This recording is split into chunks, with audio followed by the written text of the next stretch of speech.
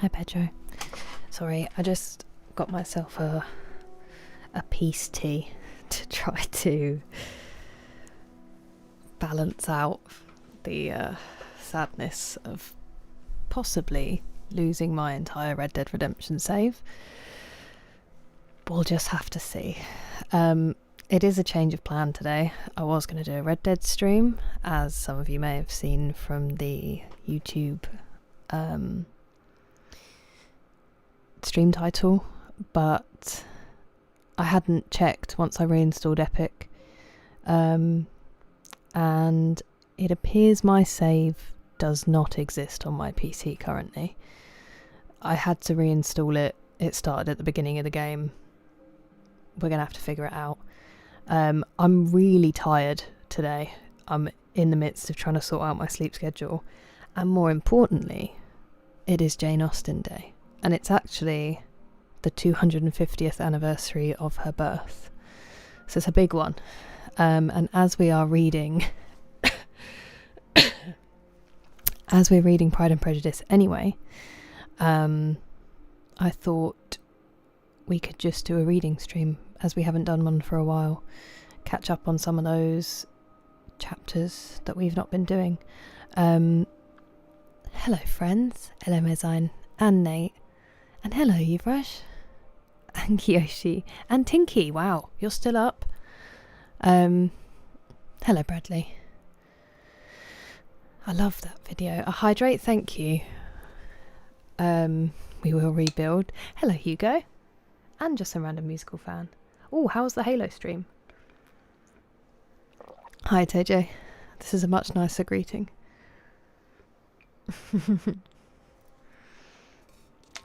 Good day, Usick.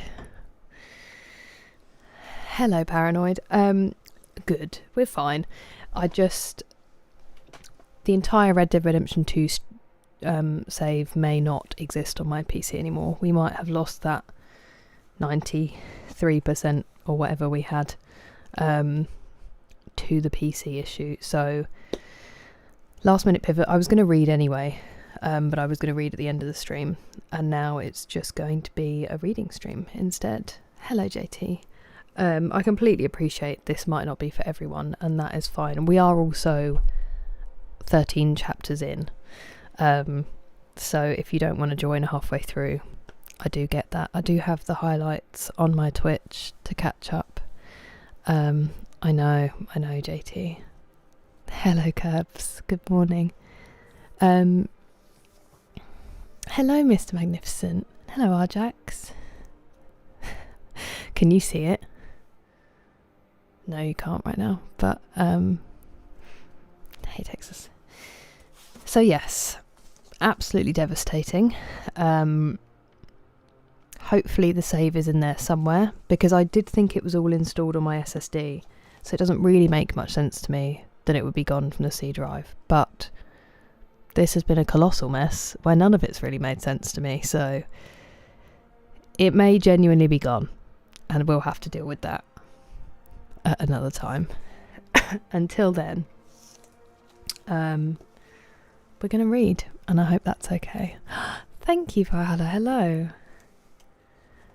And hello, Dimitsis. Hi, Dougal. It's nice to have you. We'll do a stretch to start with. That would be very nice. Thank you, Valhalla. How are you today? I'm just going to do that. We'll do a toe touch, as I haven't done one yet. Will it, though? Do you remember last time, Texas, coming to you with the saves? Time to play The Witcher. No, I know. Worst comes to worst, I did have my game save files that I had to send when I went to Houston, but it's just that I'm way back. We hadn't finished the story. I don't think we hadn't finished the side quests. We hadn't done any of the challenges, so it would be a real struggle. That is great, Paranoid. I'm happy for you. Hello, Sarah. Right, I'm just going to do a stretch, and then we will get to reading, if that is all right. And if it's not, there's not really anything I can do about it.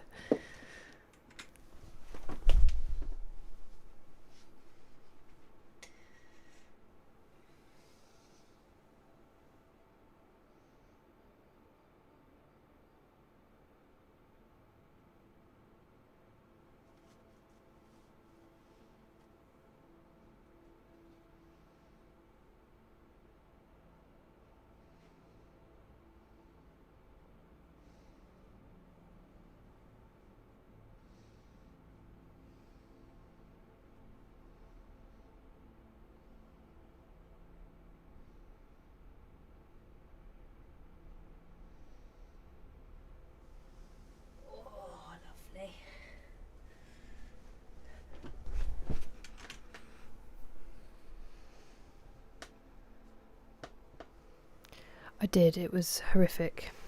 I did. Thank God for those incredibly brave people who stopped it being worse than it was. Does cloud saves? I know, but I don't know if they were switched on, Mezzine. That's the problem. That is the problem. How is it going, JT? Your Silk Song save? Reading stream, indeed. Indeedy. It's like a paint room. What does that mean? I was doing a stretch, Briscoe. I am okay. Thank you, it's new. It's an Aragorn 90s style oversized shirt. You know, the perfect example of a man.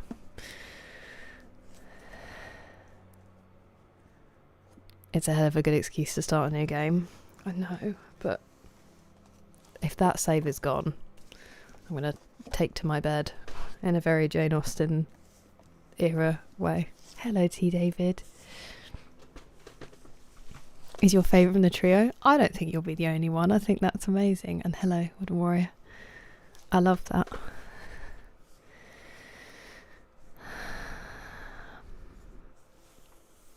I mean, I don't know if I want to, but thank you.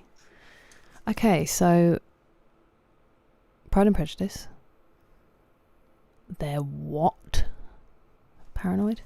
Wait, does it still say Red Dead? Oh no, it still says Red Dead on my YouTube streams. Give me 1 second. Sorry guys, I should have changed those. That is on me. Apologies.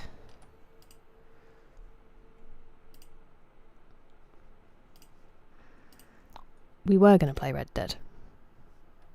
It all went wrong. Where are we?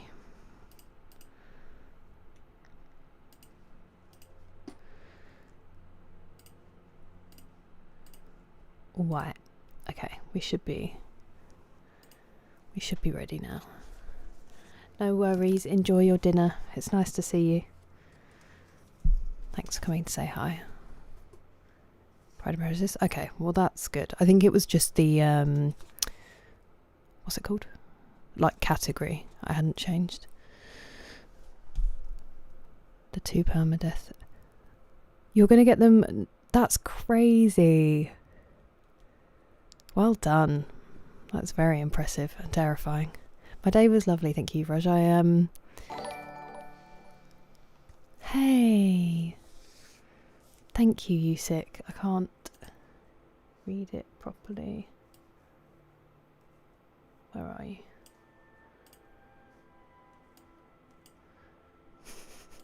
I also bet Micah has something to do with the save. That rat. Red Dead Revolver on my PS4. I don't own it yet, but maybe you'll break me down if I don't have the save anymore. Pride and Prejudice Sandony, like a CSI spin-off. Oh, friend. Oh, new friend. Thank you for following Cover Time, Pete. I appreciate it. Hello, Hannah Smiles. It was supposed to be Red Dead. Bit of a saga. My save doesn't seem to exist anymore, so we've pivoted. I am going to read, yep. What was I going to say? I was going to say something that felt like it was important. My day, Yuvraj, it wasn't important, but I had a really nice day. I decorated the tree. I had therapy. I decorated my Christmas tree, and then I went round and very quickly saw my nephew and did some nephew sitting for my brother and sister-in-law who were busy, which was nice. Like, that's a distant third. You're dyeing a shirt? That's fun. It's going to be interesting. So far there's just been many conversations. So we can do a quick catch up. You mostly follow the Bennett family, Mr. and Mrs. Bennett, who had 5 daughters. 5 daughters, I think, which obviously in the 1700s is terrible news because there's no one to pass, there's no son to pass your estate on to. They can't earn any money, and you have to marry them all off well. They're like, I think they're kind of upper middle class. And then the very exciting news of a wealthy bachelor coming to stay in an estate near their town that summer, I guess. And the oldest daughter, Jane, is the most handsome of the 5, and she catches his eye. But the book mainly follows the second daughter, Elizabeth, who is less traditionally beautiful for the time, but very intelligent and very spirited. It's Jane Austen's way of being like, hey, this is a woman with an opinion. How do you feel? Because obviously that was her. And it follows the family's attempts, basically. And it's very classic Jane Austen, with kind of insane wit to the point that it doesn't feel dated 250 years later. And just beautiful, beautiful writing. So yeah, at the moment they have Mr. Bingley, who's the one who's very well off, is staying in a country estate, and he brought his best friend, Mr. Darcy, who is very kind of cold and reserved, and then his sisters, who are very snobby, but they like Jane, but no one else. And she went to see him and she got sick, so she's been staying in their house because she was very unwell, and I think she's just getting well enough to go. And the last chapter, their distant cousin, Mr. Collins, has turned up. He's the one who will inherit the estate, and he's like a very kind of smarmy man who has become they don't call him a priest, I don't think. I can't remember what they call him. Preacher, maybe? And Mrs. Bennet, the mum, does not like him because he's going to take the house away and turf her daughters out. But thank you, Cover Time Pete. It's really nice to meet you. Not many people seem to do the reading. I think a lot of people do writing, but hello, Pastor Moles. Steve, I've heard he's stone cold. We're reading Pride and Prejudice, Nate. Possibly Curbs. Possibly. Pivot. It doesn't seem to exist on my PC. It should be on my SSD rather than my C drive, but it wasn't there. So we're going to have to see. Oh no. I hope you don't get ill, Banana. And hello, Azrael. It's been good, thank you. And thanks, Eric. Monsieur Darcy. My mum in the family chat today said to my auntie, she was like, Happy Jane Austen Day. And my auntie replied and said, don't you mean Happy Mr. Darcy Day? Hello, Benny Vidi Vici. Wait, I did it the wrong way around. No, I didn't. I hope that you're having a good day.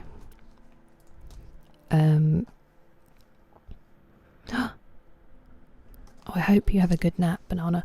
I'm just going to have some, I made it so it's going to be really hot, but some of my tea. Hello, Pin Space. It is, thank you.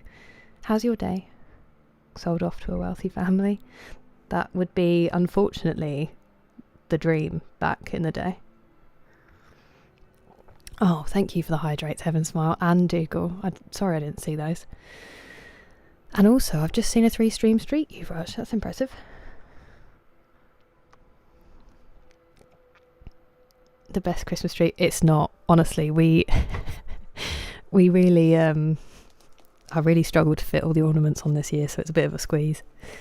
I love it, but it's definitely not stylish. Oh, Banana. 7.5 more hours? Not here, you've only got 33 minutes here, Azrael. That's so exciting. I'm glad, Pinspace. My cup says, Kenny, it says Kent University, as in like a pun, because I went to Kent University in the UK and they gave every student one of these cups for free in the halls, and I loved the pun so much that I kept it. It's classic. The wrong link. Interesting. Thank you, Cover Time Pete. I will check that. It should just be the same as my New friend.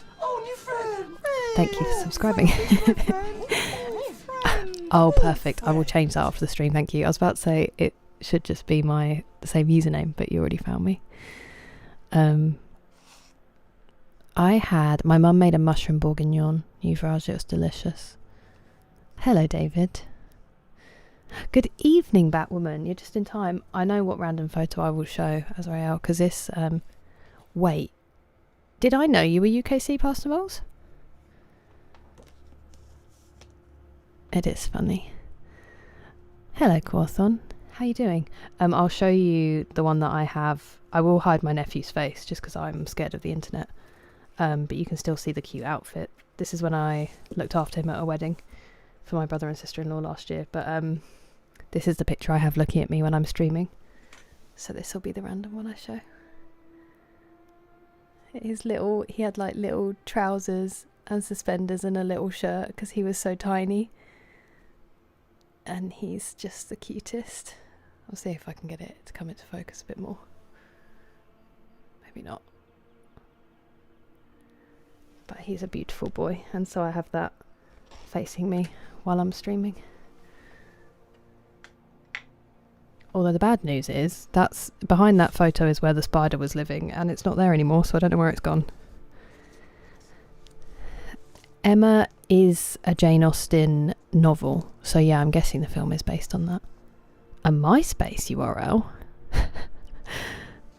Interesting. I will have to change that, thank you. She's amazing, Dan. A Jane Austen pun I should have done. I have not, Mr. Magnificent. No. Hey, well, what? I graduated in 2015. When were you there? Hello, Exiled. Thanks, Azrael. It's a t-shirt. It's a t-shirt, Batwoman. It's amazing. This one's Redheads. It's new. I love it so much. It's oversized. It's just the best. Thanks, Green Panther. I know.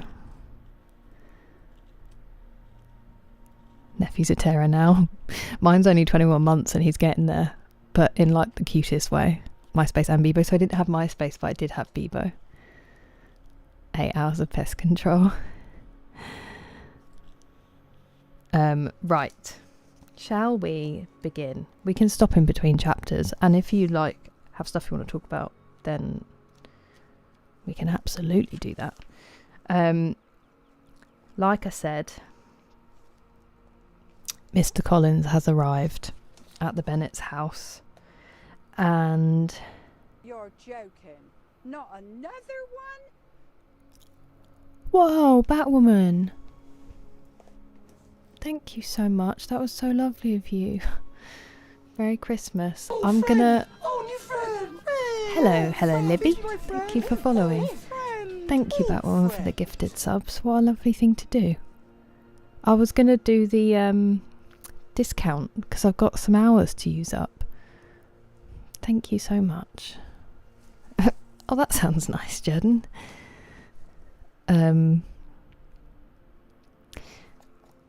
Bebo sending hearts for hearts. Those were the days. And your top friends and how political that was. Yeah, so Mr. Collins has arrived and they sat down to dinner. Oh, they're about to sit down to dinner, I believe. We can read the last paragraph of the last chapter just so we know where we are. But he said that he's very aware that it's hard for his cousins because he can just turf them out once the dad pops his clogs. Oh, you got one, Vedi Vedi Vici. That's nice. Thank you, Batwoman. So he said they had the conversation, and then it just says he was interrupted by a summons to dinner, and the girls smiled on each other. They were not the only object of Mr. Collins's admiration. The hall, the dining room, and all its furniture were examined and praised, and his commendation of everything would have touched Mrs. Bennet's heart, but for the mortifying supposition of his viewing it all as his own future property. The dinner, too, in its turn, was highly admired, and he begged to know to which of his fair cousins the excellence of its cookery was owing. but here he was set right by Mrs. Bennet, who assured him with some asperity that they were very well able to keep a good cook, and that her daughters had nothing to do in the kitchen. He begged pardon for having displeased her. In a softened tone, she declared herself not at all offended, but he continued to apologise for about a quarter of an hour. And that's how the last chapter ended. So they're at dinner, and he's trying very hard to be, inoffensive. I think he's very, smarmy, basically, from what I understand. But 2018, yeah, you would have been, if you did a 3-year, you would have got there the year after I left. I think I went back to venue once when my friends were still there. I was a big venue gal. Ouch, those are my teeth. It's Pride and Prejudice, Yuvraj. Hello, Scorpio. How are you doing? I've been streaming at very bad times. A quarter of an hour of apologising a rank amateur. I know. And that's supposed to make him look like, an over-apologiser. Those are rookie numbers. Hello, human. How you doing? Okay, we'll do a chapter and then we will catch up. So this is chapter 14.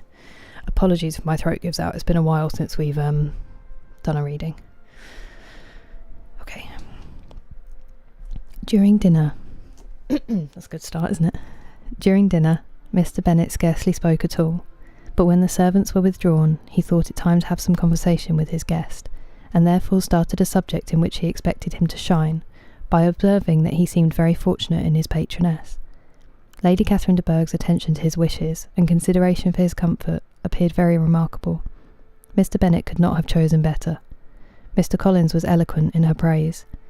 The subject elevated him to more than usual solemnity of matter, and with a most important aspect, he protested that he had never in his life witnessed such behaviour in a person of rank, such affability and condescension, as he had himself experienced from Lady Catherine. She had been graciously pleased to approve of both the discourses, which he had already had the honour of preaching before her. She had also asked him twice to dine at Rosings, and had sent for him only the Saturday before to make up her pool of quadrille in the evening. Lady Catherine was reckoned proud by many people he knew, but he had never seen anything but affability in her. She had always spoken to him as she would to any other gentleman. She made not the smallest objection to his joining in the society of the neighbourhood, nor to his leaving his parish occasionally for a week or two to visit his relations.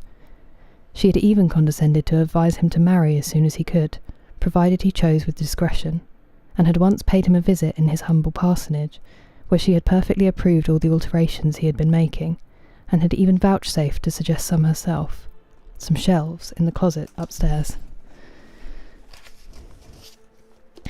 That is all very proper and civil, I am sure, said Mrs. Bennet, and I dare say she is a very agreeable woman. It is a pity that great ladies in general are not more like her. Does she live near you, sir? The garden in which stands my humble abode is separated only by a lane from Rosings Park, her ladyship's residence. I think you said she was a widow, sir. Has she any family? She has only one daughter, the heiress of Rosings, and of very extensive property. Ah, cried Mrs. Bennet, shaking her head. Then she is better off than many girls. And what sort of young lady is she? Is she handsome? She is a most charming young lady indeed. Lady Catherine herself says that in point of true beauty, Miss de Bourgh is far superior to the handsomest of her sex, because there is that in her features which marks the young woman of distinguished birth. She is unfortunately of a sickly constitution, which has prevented her making that progress in many accomplishments, which she could not otherwise have failed of, as I am informed by the lady who superintended her education, and who still resides with them. But she is perfectly amiable, and often condescends to drive by my humble abode in her little phaeton and ponies. Has she been presented? I do not remember her name among the ladies at court. Her indifferent state of health unhappily prevents her being in town, and by that means, as I told Lady Catherine myself one day, has deprived the British court of its brightest ornament. Her ladyship seemed pleased with the idea, and you may imagine that I am happy on every occasion to offer those little delicate compliments which are always acceptable to ladies. I have more than once observed to Lady Catherine that her charming daughter seemed born to be a duchess, and the most elevated rank, instead of giving her consequence, would be adorned by her. These are the kind of little things which please her ladyship, and it is the sort of attention which I conceive myself peculiarly bound to pay. You judge very properly, said Mr. Bennet, and it is happy for you that you possess the talent of flattering with delicacy. May I ask whether these pleasing attentions proceed from the impulse of the moment, or are the result of previous study? They arise chiefly from what is passing at the time, and though I sometimes amuse myself with suggesting and arranging such little elegant compliments as may be adapted to ordinary occasions, I always wish to give them as unstudied an air as possible. Mr. Bennet's expectations were fully answered. His cousin was as absurd as he had hoped, and he listened to him with the keenest enjoyment, maintaining at the same time the most resolute composure of countenance, and except in an occasional glance at Elizabeth, requiring no partner in his pleasure. By tea time, however, the dose had been enough, and Mr. Bennet was glad to take his guest into the drawing-room again, and when tea was over, glad to invite him to read aloud to the ladies. Mr. Collins readily assented, and a book was produced, but on beholding it, for everything announced it to be from a circulating library, he started back, and begging pardon, protested that he never read novels. Kitty stared at him, and Lydia exclaimed. Other books were produced, and after some deliberation, he chose Fordyce's Sermons. Lydia gaped as he opened the volume, and before he had, with very monotonous solemnity, read 3 pages, she interrupted him with, "Do you know, mamma, that my Uncle Phillips talks of turning away Richard, and if he does, Colonel Forster will hire him. My aunt told me so herself on Saturday. I shall walk to Meryton tomorrow to hear more about it, and to ask when Mr. Denny comes back from town." Lydia was bid by her 2 eldest sisters to hold her tongue, but Mr. Collins, much offended, laid aside his book and said, "I have often observed how little young ladies are interested by books of a serious stamp, though written solely for their benefit.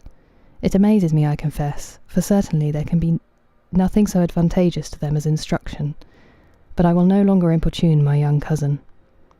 Then, turning to Mr. Bennet, he offered himself as his antagonist at backgammon. Mr. Bennet accepted the challenge, observing that he acted very wisely in leaving the girls to their own trifling amusements. Mrs. Bennet and her daughters apologised most civilly for Lydia's interruption, and promised that it should not occur again if he would resume his book. But Mr. Collins, after assuring them that he bore his young cousin no ill will, and should never resent her behaviour as any affront, seated himself at another table with Mr. Bennet, and prepared for backgammon.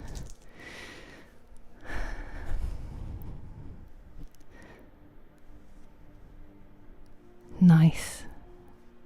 That sounds amazing, Texas.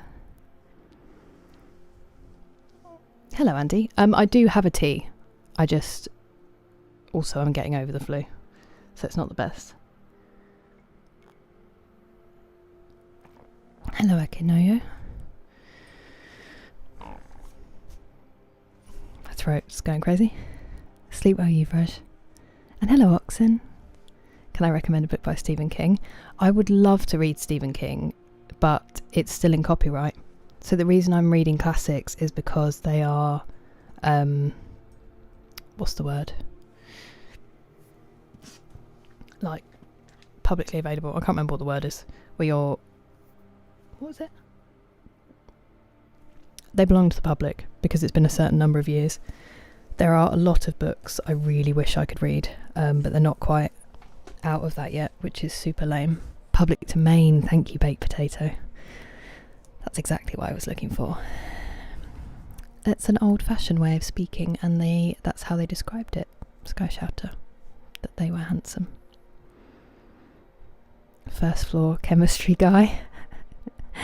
Wait, what was the first floor of chemistry? I feel like I used to go straight up the stairs to the cheese room. Always. If I went to chemistry, I was on the light-up dance floor. Thursday to Sunday as well. Oh, that's so rough, Scorpio. I'm so sorry. I'm glad you're feeling better now, though.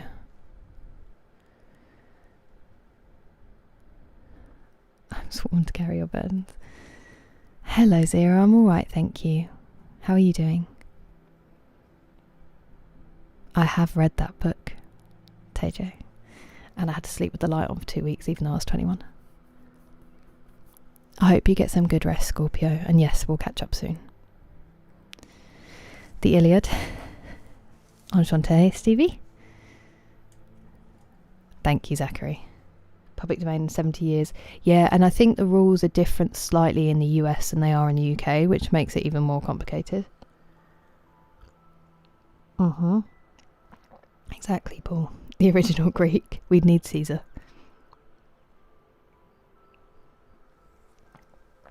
Hello, Darkblade.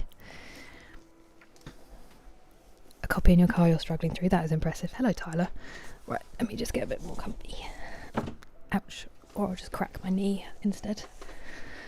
You too, Scorpio.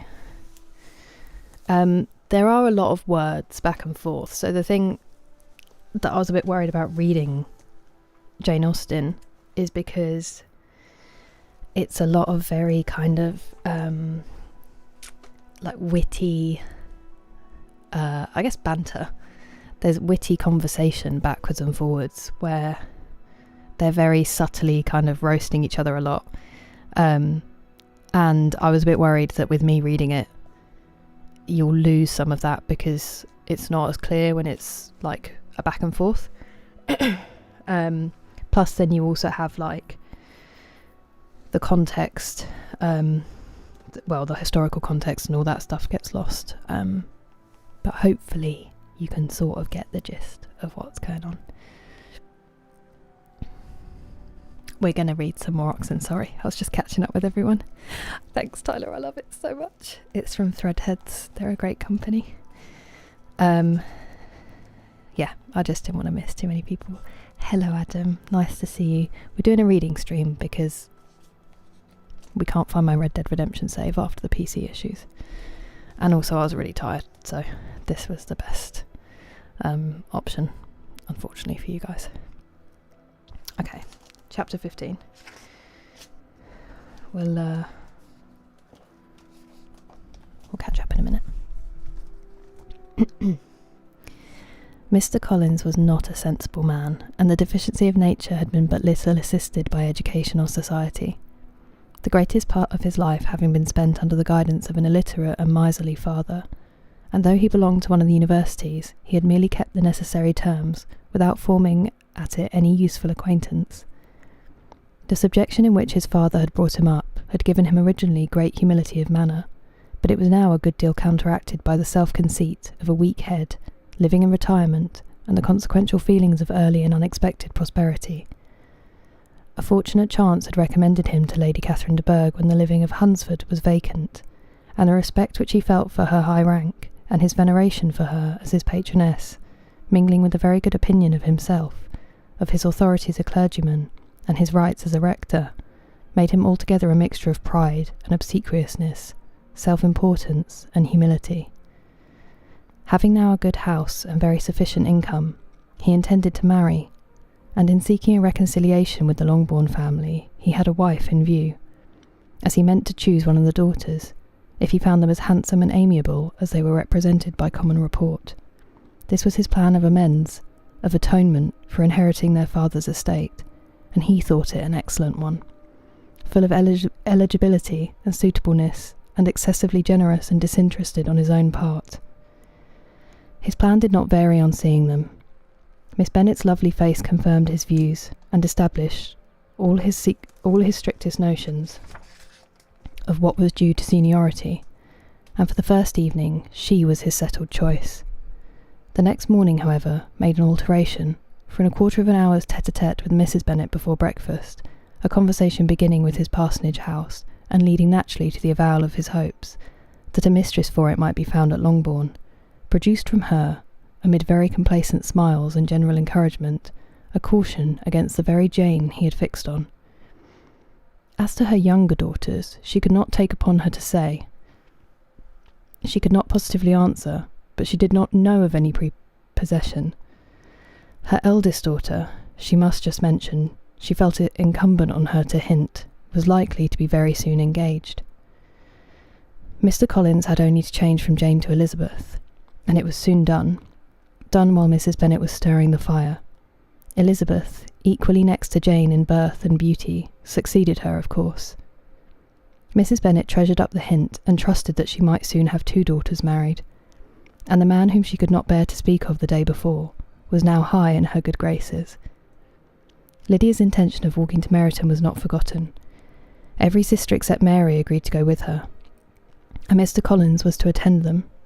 At the request of Mr. Bennet, who was most anxious to get rid of him and have his library to himself, for thither Mr. Collins had followed him after breakfast, and there he would continue, nominally engaged with one of the largest folios in the collection, but really talking to Mr. Bennet, with little cessation, of his house and garden at Hunsford. Such doings discomposed Mr. Bennet exceedingly. In his library he had been always sure of leisure and tranquillity, and though prepared, as he told Elizabeth, to meet with folly and conceit in every other room of the house, he was used to be free from them there. His civility, therefore, was most prompt in inviting Mr. Collins to join his daughters in their walk, and Mr. Collins, being in fact much better fitted for a walker than a reader, was extremely well pleased to close his large book and go. In pompous nothings on his side, and civil assents on that of his cousins, their time passed till they entered Meryton. The attention of the younger ones was then no longer to be gained by him. Their eyes were immediately wandering up in the streets in quest of the officers, and nothing less than a very smart bonnet, indeed, or a really new muslin in a shop window, could recall them.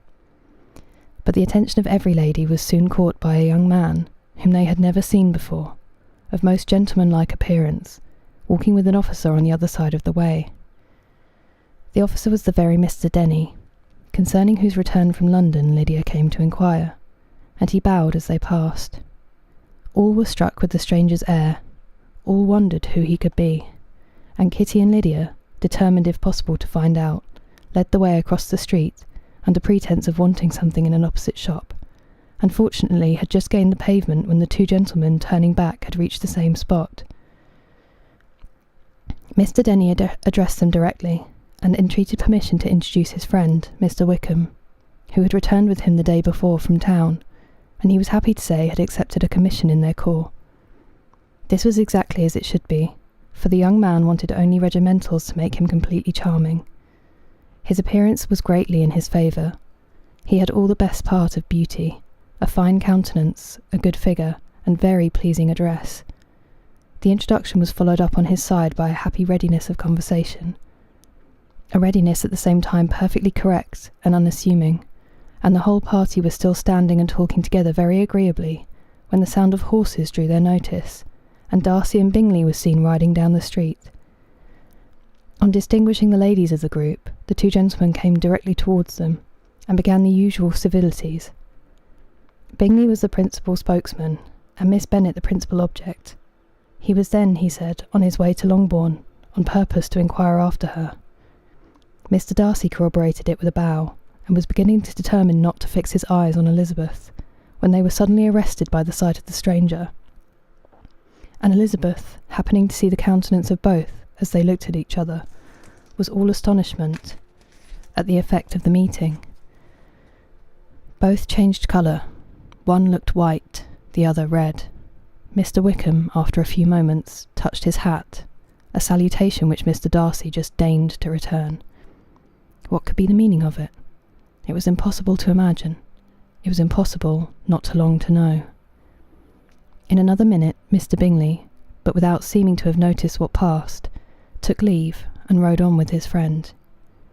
Mr. Denny and Mr. Wickham walked with the young ladies to the door of Mr. Phillips's house, and then made their bows, in spite of Miss Lydia's pressing entreaties that they would come in, and even in spite of Mrs. Phillips's throwing up the parlour window and loudly seconding the invitation. Mrs. Phillips was always glad to see her nieces, and the two eldest, from their recent absence, were particularly welcome, and she was eagerly expressing her surprise at their sudden return home, which, as their own carriage had not fetched them, she should have known nothing about, if she had not happened to see Mr. Jones's shop-boy in the street, who had told her that they were not to send any more drafts to Netherfield, because the Miss Bennets were come away, when her civility was claimed towards Mr. Collins by Jane's introduction of him. She received him with her very best politeness, which he returned with as much more, apologising for his intrusion, without any previous acquaintance with her, which he could not help flattering himself, however, might be justified by his relationship to the young ladies who introduced him to her notice.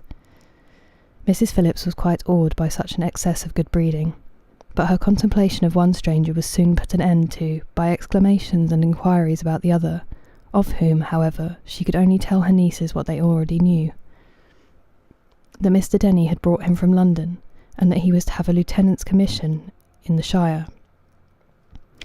She had been watching him the last hour, she said, as he walked up and down the street, and had Mr. Wickham appeared, Kitty and Lydia would certainly have continued the occupation, but unluckily no one passed the windows now except a few of the officers, who in comparison with the stranger were become stupid, disagreeable fellows. Some of them were to dine with the Phillipses the next day, and their aunt promised to make her husband call on Mr. Wickham and give him an invitation also, if the family from Longbourn would come in the evening. This was agreed to, and Mrs. Phillips protested that they would have a nice, comfortable, noisy game of lottery tickets, and a little bit of hot supper afterwards. The prospect of such delights was very cheering, and they parted in mutual good spirits. Mr. Collins repeated his apologies in quitting the room, and was assured with unwearying civility that they were perfectly needless. As they walked home, Elizabeth related to Jane what she had seen pass between the two gentlemen, but though Jane would have defended either or both had they appeared to be wrong, she could no more explain such behaviour than her sister. Mr. Collins on his return highly gratified Mrs. Bennet by admiring Mrs. Phillips's manners and politeness. He protested that except Lady Catherine and her daughter, he had never seen a more elegant woman, for she had not only received him with the utmost civility, but had even pointedly included him in her invitation for the next evening, although utterly unknown to her before, something he supposed might be attributed to his connection with them, but yet he had never met with so much attention in the whole course of his life.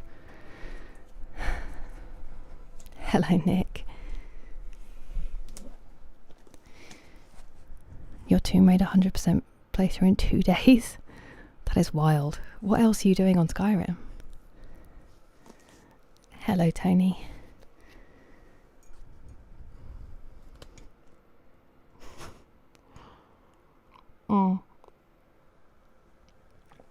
That happens to me as well, Emma. And I'm just taking a break after each chapter. Hello, Alex. How you doing? And thank you, Vinny Vidi Vici. Hello, Mr. Neverryan. And Bust. Hello, Max. We're just reading. We're doing a reading stream because it's Jane Austen Day. Hi, Pastel. How are you doing? Welcome to Pride and Prejudice. If it's easier, TJ, I can sum up a little bit like what happened, because obviously it is kind of old-fashioned, and a lot of it, like that chapter, is basically they went into town because Mr. Collins was driving Mr. Bennet crazy, because Mr. Bennet likes his alone time and he thinks Mr. Collins is very silly, and so he suggested very kindly that he walked his daughters into town. They got into town. The two young ones are like obsessed because there's loads of military officers in the town at the moment, and they went in there all excited to see them, and bumped into two in particular, which was Mr. Wickham and Mr. Denny, I think they said.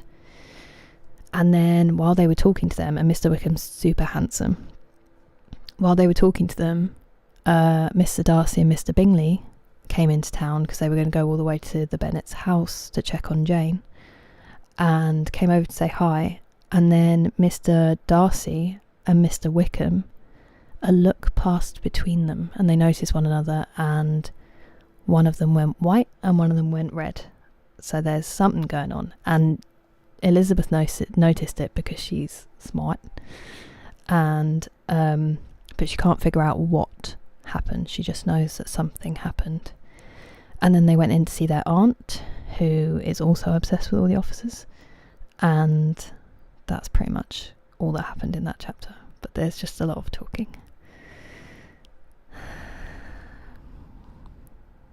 Hello, Joel. Oh, nice, Pastel. I hope you get home safely and have a decent drive.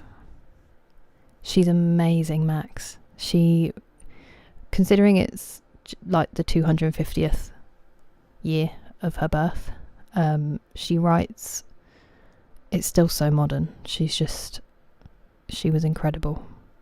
Really, truly incredible. And she published under her own name, whereas a lot of women back then had to publish under male names. because they were heavily criticised if they wrote, about anything of substance, basically. And she just published and was successful because she was that good. That's true, Paul. I forgot about that. Mr. Darcy and Mr. Wickham have a crush on each other. They're going to kiss next chapter. You never know. We can discuss those terms, Beerstorm. Convoluted. I would say, Pride and Prejudice is like a quintessential romance, but probably social, just because of the historical context now. It's like a social commentary. She very much was commenting on society at the time. A bit like when we read Picture of Dorian Gray, and Oscar Wilde did the same. This book isn't quite 250 years old, Savage Gaming. Let's have a look. I was like, 1995. 1813 it was first published, so 112 years old. Wait, that makes absolutely no sense, because she would have been like 90 when she published it. This must be this version. Unless they didn't publish it. Let's have a look, because it does have a chronology.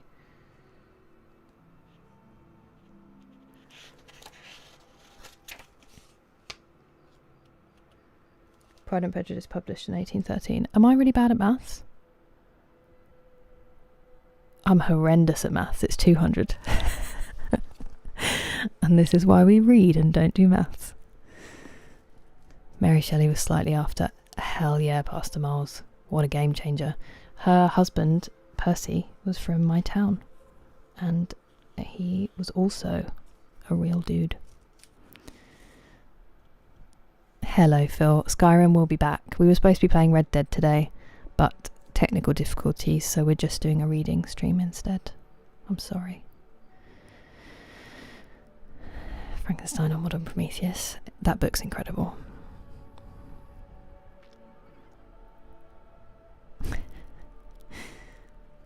On the Time Society. That's it. That film is based on the book, but it's not as accurate as the series. The TV series from 1995 is more accurate and is phenomenal.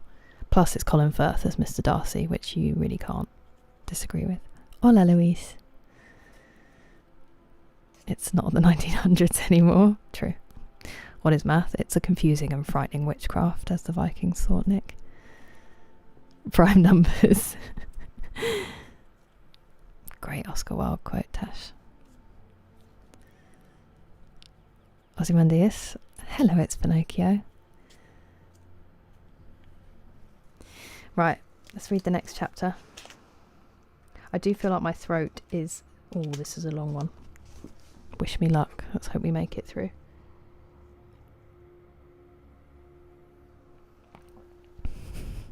I think it's Mr. Darcy who went white, and I think it's Mr. Wickham who went red, but I could be wrong. Not the Red Dead we were expecting, maybe the Red Dead we deserve. Mr. Darcy's red face, the game saver's dead. Poetic and deeply upsetting. Thank you, Max. We were talking about fantasy books the other day, actually. Someone was asking for recommendations, and it's not really my genre. Not out of any reason, I just haven't got there yet. Okay. Chapter 16. Actually, really quickly, I'm going to put some lip balm on because I feel like I'm breathing over like sandpaper. I need to get more of a cozy setup for this. I would love to have, in the front room we have an actual fireplace. I would love to sit in front of a fire. But it would be noisy in there and I'd have to move everything. It's a phenomenal book, Aaron. Dragon Age: The Stolen Throne. Ooh, okay. We're reading today, Pumpkinhead.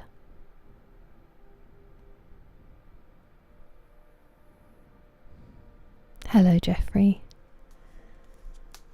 Oh, no, I have, Paul. I've read all of them. I used to love them.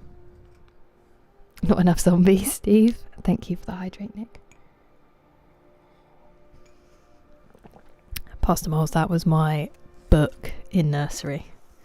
Nursery used to call me Little Ofsted, which my mum is like, it's because you were so bright as a child. I'm like, no, it's because I had no friends and I just used to sit in the library at nursery and read. I was reading The Hungry Caterpillar. It wasn't like I was some kind of savant. But that book got me through some stuff. It's really nice to have you, Aaron. Your streak? Did it go? I was streaming at weird times, Steve. That's on me. Those are fantasy, you're right, Paul. I'm dumb. I've also read some of the Narnia books, so I don't know what I'm talking about. But I feel like they're such obvious ones that... Oh, there you go. The best saga of fantasy books. No, London's beautiful, Von. I have. You're right. Okay. Chapter 16. As no objection was made to the young people's engagement with their aunt, and all Mr. Collins's scruples of leaving Mr. and Mrs. Bennet for a single evening during his visit were most steadily resisted, the coach conveyed him and his 5 cousins at a suitable hour to Meryton, and the girls had the pleasure of hearing, as they entered the drawing-room, that Mr. Wickham had accepted their uncle's invitation, and was then in the house. When this information was given, and they had all taken their seats, Mr. Collins was at leisure to look around him and admire, and he was so much struck with the size and the furniture of the apartment that he declared he might almost have supposed himself in the small summer breakfast parlour at Rosings, a comparison that did not at first convey much gratification. But when Mrs. Phillips understood from him what Rosings was, and who was its proprietor, when she had listened to the description of only one of Lady Catherine's drawing-rooms, and found that the chimney-piece alone had cost £800, she felt all the force of the compliment, and would hardly have resented a comparison with the housekeeper's room. In describing to her all the grandeur of Lady Catherine and her mansion, with occasional digressions in praise of his own humble abode, and the improvements it was receiving, he was happily employed until the gentleman joined them, and he found in Mrs. Phillips a very attentive listener, whose opinion of his consequence increased with what she heard, and who was resolving to retail it all among her neighbours as soon as she could. Trunelli, thank you so much for using your Twitch Prime. I really appreciate that. Nice to see you. Thank you for resubscribing. Resubscribing. Old friend! Oh, new friend! And hello, Slates. Thank you for following. Old friend! Where were we?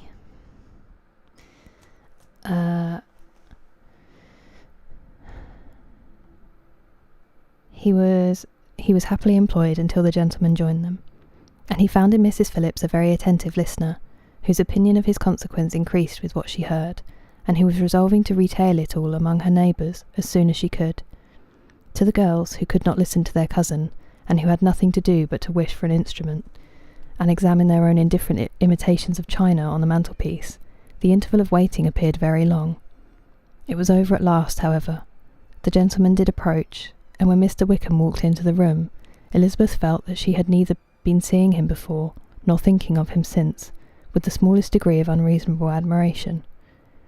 The officers of the Shire were in general a very creditable, gentlemanlike set, and the best of them were of the present party, but Mr. Wickham was as far beyond them all in person, countenance, air, and walk, as they were superior to the broad-faced, stuffy Uncle Phillips, breathing port wine, who followed them into the room.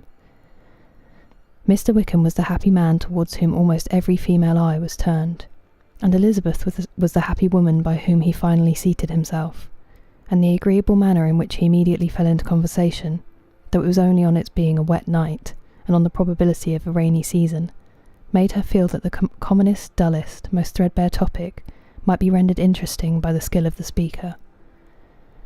With such rivals for the notice of the fair as Mr. Wickham and the officers, Mr. Collins seemed likely to sink into insignificance. To the young ladies he certainly was nothing, but he had still at intervals a kind listener in Mrs. Phillips, and was, by her watchfulness, most abundantly supplied with coffee and muffins. When the card tables were placed, he had an opportunity of obliging her in return, by sitting down to whist. "I know little of the game at present," said he, "but I shall be glad to improve myself, for in my situation of life..." Mrs. Phillips was very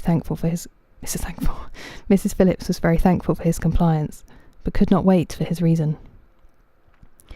Mr. Wickham did not play at whist, and with ready delight was he received at the other table between Elizabeth and Lydia. At first there seemed danger of Lydia's engrossing him entirely, for she was a most determined talker. But being likewise extremely fond of lottery tickets, she soon grew too much interested in the game, too eager in making bets and exclaiming after prizes, to have attention for anyone in particular. Allowing for the common demands of the game, Mr. Wickham was therefore at leisure to talk to Elizabeth, and she was very willing to hear him, though what she chiefly wished to hear she could not hope to be told, the history of his acquaintance with Mr. Darcy. She dared not even mention that gentleman. Her curiosity, however, was unexpectedly relieved. Mr. Wickham began the subject himself.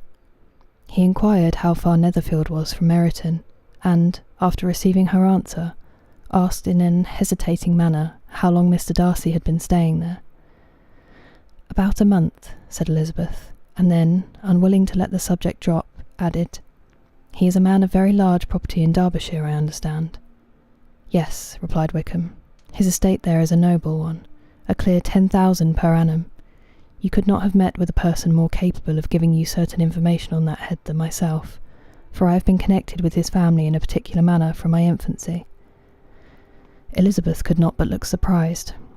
"You may well be surprised, Miss Bennet, at such an assertion after seeing, as you probably might, the very cold manner of our meeting yesterday. Are you much acquainted with Mr. Darcy?" "As much as I ever wished to be," cried Elizabeth warmly. "I have spent 4 days in the same house with him, and I think him very disagreeable." "I have no right to give my opinion," said Wickham, "as to his being agreeable or otherwise. I am not qualified to form one. I have known him too long and too well to be a fair judge. It is impossible for me to be impartial. But I believe your opinion of him would in general astonish, and perhaps you would not express it quite so strongly anywhere else. Here you are in your own family." "Upon my word, I say no more here than I might say in any house in the neighbourhood, except Netherfield. He is not at all liked in Hertfordshire. Everybody is disgusted with his pride. You will not find him more favourably spoken of by anyone." "I cannot pretend to be sorry," said Wickham, after a short interruption, "that he or that any man should not be estimated beyond their deserts. But with him I believe it does not often happen. The world is blinded by his fortune and consequence, or frightened by his high and imposing manners, and sees him only as he chooses to be seen. I should take him, even on my slight acquaintance, to be an ill-tempered man." Wickham only shook his head. "I wonder," said he, at the next opportunity of speaking, "whether he is likely to be in this country much longer." "I do not at all know, but I heard nothing of his going away when I was at Netherfield. I hope your plans in favour of the Shire will not be affected by his being in the neighbourhood." "Oh no, it is not for me to be driven away by Mr. Darcy. If he wishes to avoid seeing me, he must go. We are not on friendly terms, and it always gives me pain to meet him, but I have no reason for avoiding him but what I might proclaim to all the world, a sense of very great ill usage and most painful regrets at his being what he is. His father, Miss Bennet, the late Mr. Darcy, was one of the best men that ever breathed, and the truest friend I ever had, and I can never be in company with this Mr. Darcy without being grieved to the soul by 1,000 tender recollections. His behaviour to myself has been scandalous, but I verily believe I could forgive him anything and everything, rather than his disappointing the hopes and disgracing the memory of his father." Elizabeth found the interest of the subject increase, and listened with all her heart, but the delicacy of it prevented farther inquiry. Not another one? Thank you, Overy, for resubscribing. 18 months. Welcome. Mr. Wickham began to speak on more general topics. Meryton, the neighbourhood, the society, appearing highly pleased with all that he had yet seen, and speaking of the latter especially with gentle but very intelligible gallantry. It was the prospect of constant society, and good society, he added, which was my chief inducement to enter the Shire. I knew it to be a most respectable, agreeable corps, and my friend Denny tempted me farther by his account of their present quarters, and the very great attentions and excellent acquaintance Meryton had procured them. Society, I own, is necessary to me. I have been a disappointed man, and my spirits will not bear solitude. I must have employment and society. A military life is not what I was intended for, but circumstances have now made it eligible. The church ought to have been my profession. I was brought up for the church, and I should at this time have been in possession of a most valuable living, had it pleased the gentleman we were speaking of just now. Indeed. Yes, the late Mr. Darcy bequeathed me the next presentation of the best living in his gift. He was my godfather, and excessively attached to me. I cannot do justice to his kindness. He meant to provide for me amply, and thought he had done it. But when the living fell, it was given elsewhere. Good heavens, cried Elizabeth, but how could that be? How could his will be disregarded? Why did you not seek legal redress? There was just such an informality in the terms of the bequest as to give me no hope from law. A man of honour could not have doubted the intention, but Mr. Darcy chose to doubt it, or to treat it as a merely conditional recommendation, and to assert that I had forfeited all claim to it by extravagance, imprudence, in short, anything or nothing. Certain it is that the living became vacant 2 years ago, exactly as I was of an age to hold it, and that it was given to another man. And no less certain is it that I cannot accuse myself of having really done anything to deserve to lose it. I have a warm, unguarded temper, and I may perhaps have sometimes spoken my opinion of him and to him too freely. I can recall nothing worse, but the fact is that we are very different sort of men, and that he hates me. This is quite shocking. He deserves to be publicly disgraced. Some time or other he will be, but it shall not be by me. Till I can forget his father, I can never deny or expose him. Elizabeth honoured him for such feelings, and thought him handsomer than ever as he expressed them. But what, said she, after a pause, can have been his motive? What can have induced him to behave so cruelly? A thorough, determined dislike of me, a dislike which I cannot but attribute in some measure to jealousy.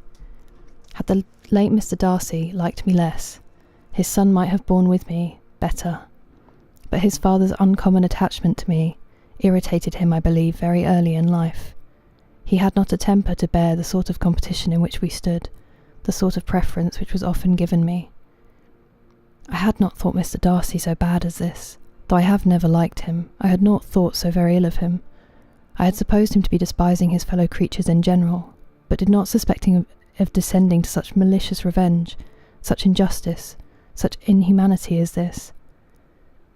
After a few minutes' reflection, however, she continued, I do remember his boasting one day at Netherfield of the implacability of his resentments, of his having an unforgiving temper. His disposition must be dreadful. I will not trust myself on the subject, replied Wickham. I can hardly be just to him. Elizabeth was again deep in thought, and after a time exclaimed, to treat in such a manner the godson, the friend, the favourite of his father. She could have added, a young man too like you, whose very countenance may vouch for your being amiable. But she contented herself with, and one too who had probably been his own companion from childhood, connected together, as I think you said, in the closest manner. We were born in the same parish, within the same park. The greatest part of our youth was passed together. Inmates of the same house, sharing the same amusements, objects of the same parental care. My father began life in the profession which your uncle, Mr. Phillips, appears to do so much credit to. But he gave up everything to be of use to the late Mr. Darcy, and devoted all his time to the care of the Pemberley property. He was most highly esteemed by Mr. Darcy, a most intimate, confidential friend. Mr. Darcy often acknowledged himself to be under the greatest obligations to my father's active superintendence, and when immediately before my father's death, Mr. Darcy gave him a voluntary promise of providing for me, I am convinced that he felt it to be as much a debt of gratitude. Hello, Zavchenko. Thank you for following. And when immediately before my father's death, Mr. Darcy gave him a voluntary promise of providing for me, I am convinced that he felt it to be as much a debt of gratitude to him as of affection to myself. How strange, cried Elizabeth. How abominable. I wonder that the very pride of this Mr. Darcy has not made him just to you, if from no better motive that he should not have been too proud to be dishonest. For dishonesty I must call it. I thought this was there's still a little bit of the chapter, and I need to have a drink, but also I feel like I've missed loads of people saying hi. And no, Richard, yeah, it's Pride and Prejudice. But thank you.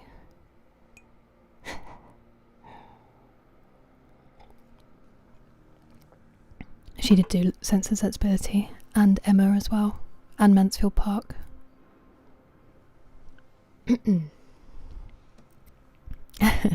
German Whist, 13 card standard. There is a film, Wanted Major Beef, and there's also a TV series which is better.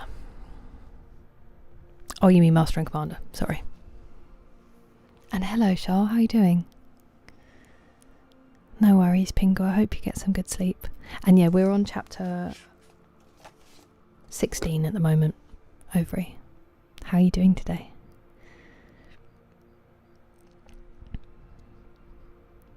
Hello, Acid Rain Dancer. And hello, Tarnished Flames. And Wes, it's nice to see you. Welcome.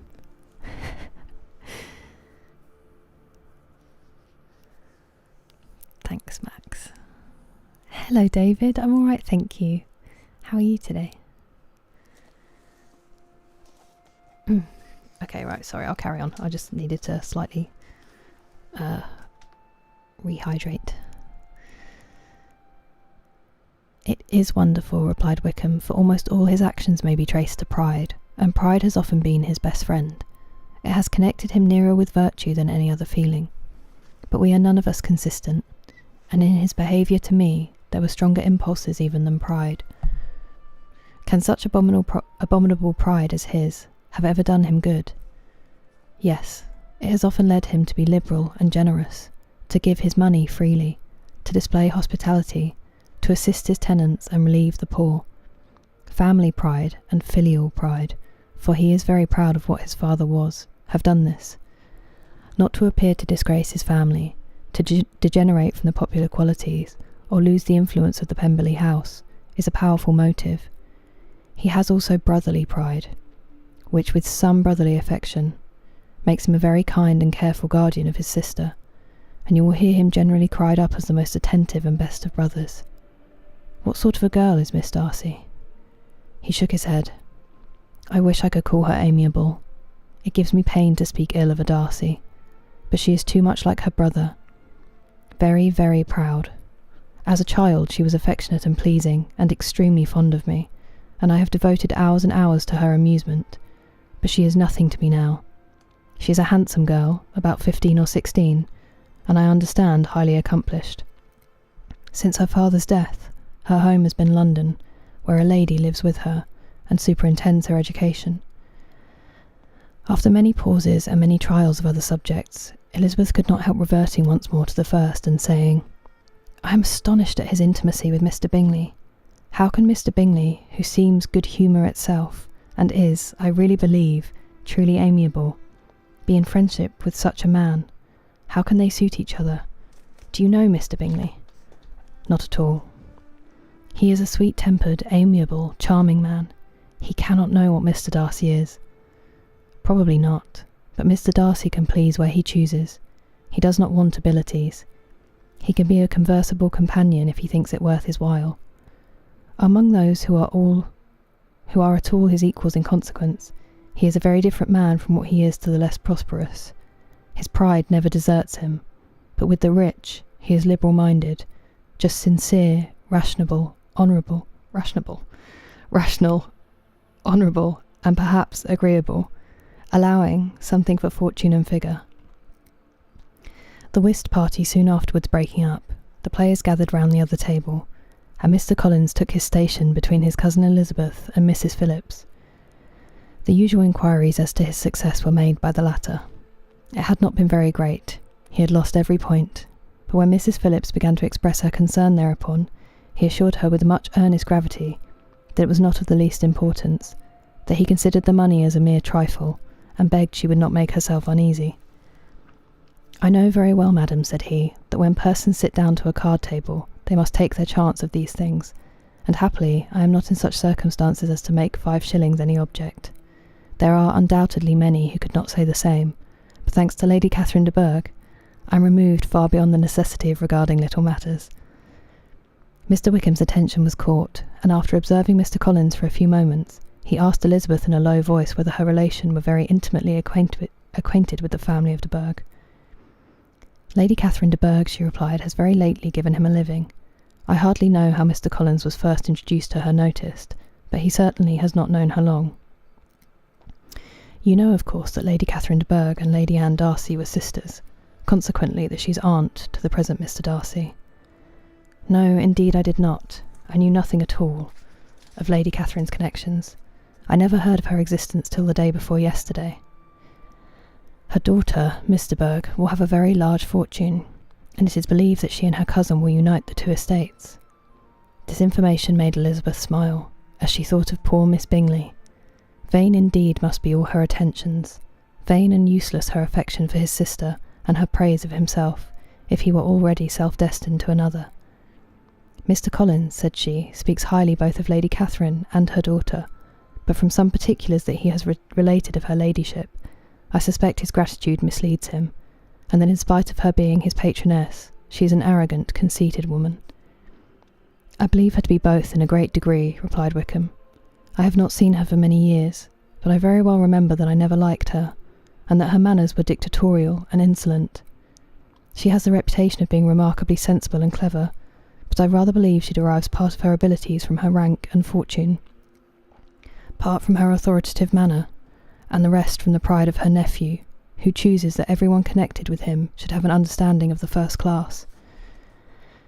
Elizabeth allowed that he had given a very rational account of it, and they continued talking together with mutual satisfaction till supper put an end to cards, and gave the rest of the ladies their share of Mr. Wickham's attentions. There could be no conversation in the noise of Mrs. Phillips's supper party, but his manners recommended him to everybody. Whatever he said was said well, and whatever he did, done gracefully. Elizabeth went away with her head full of him. She could think of nothing but of Mr. Wickham, and of what he had told her all the way home. But there was not time for her even to mention his name as they went, for neither Lydia nor Mr. Collins were once silent. Lydia talked incessantly of lottery tickets, of the fish she had lost and the fish she had won, and Mr. Collins, in describing the civility of Mr. and Mrs. Phillips, protesting that he did not in the least regard his losses at whist, enumerating all the dishes at supper, and repeatedly fearing that he crowded his cousins, had more to say than he could well manage before the carriage stopped at Longbourn House.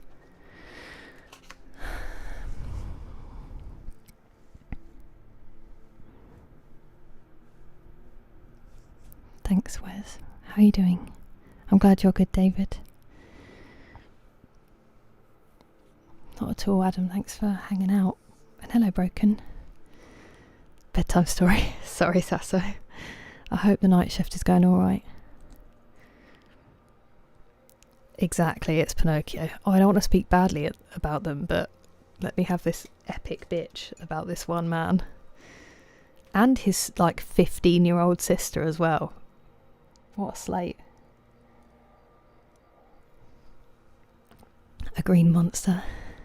Yeah, Max. So last time I put, orchestral music from the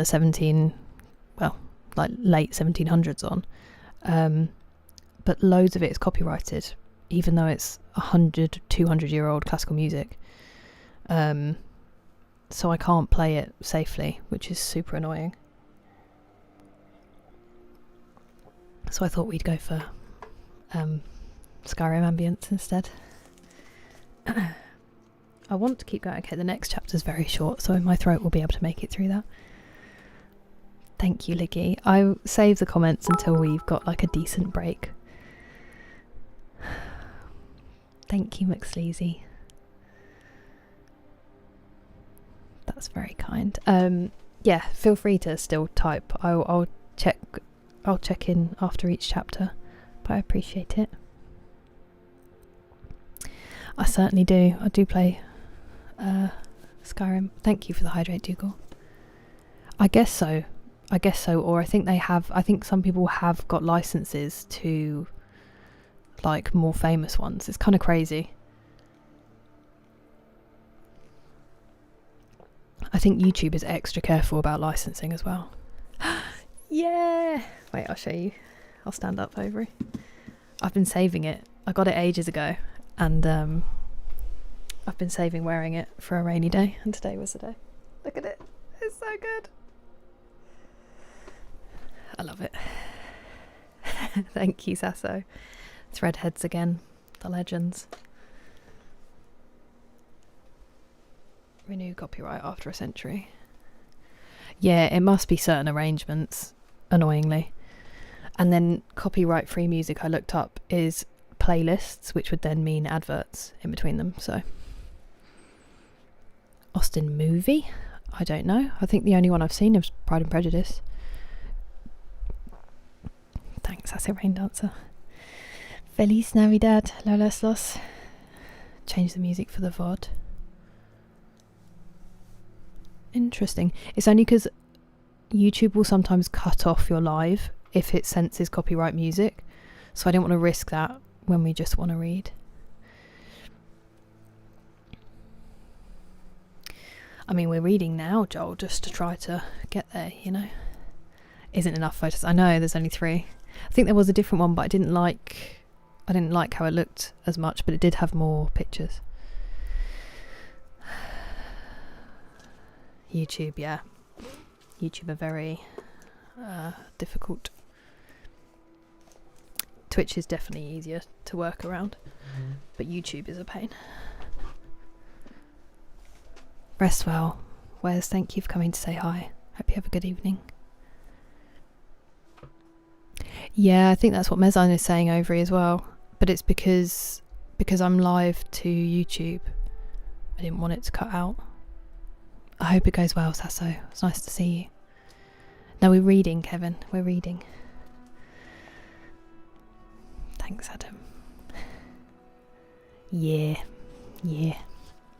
Alright, chapter 17. Yes, 17. It's because they do it in Roman numerals, and my Roman numerals are a bit shaky. Right. Elizabeth related to Jane the next day what had passed between Mr. Wickham and herself. Jane listened with astonishment and concern. She knew not how to believe that Mr. Darcy could be so unworthy of Mr. Bingley's regard, and yet it was not in her nature to question the veracity of a young man of such amiable appearance as Wickham. The possibility of his having really endured such unkindness was enough to interest all her tender feelings, and nothing therefore remained to be done but to think well of them both, to defend the conduct of each, and throw into the account of accident or mistake whatever could not be otherwise explained. They have both, said she, been deceived, I dare say, in some way or other, of which we can form no idea. Interested people have perhaps misrepresented each to the other.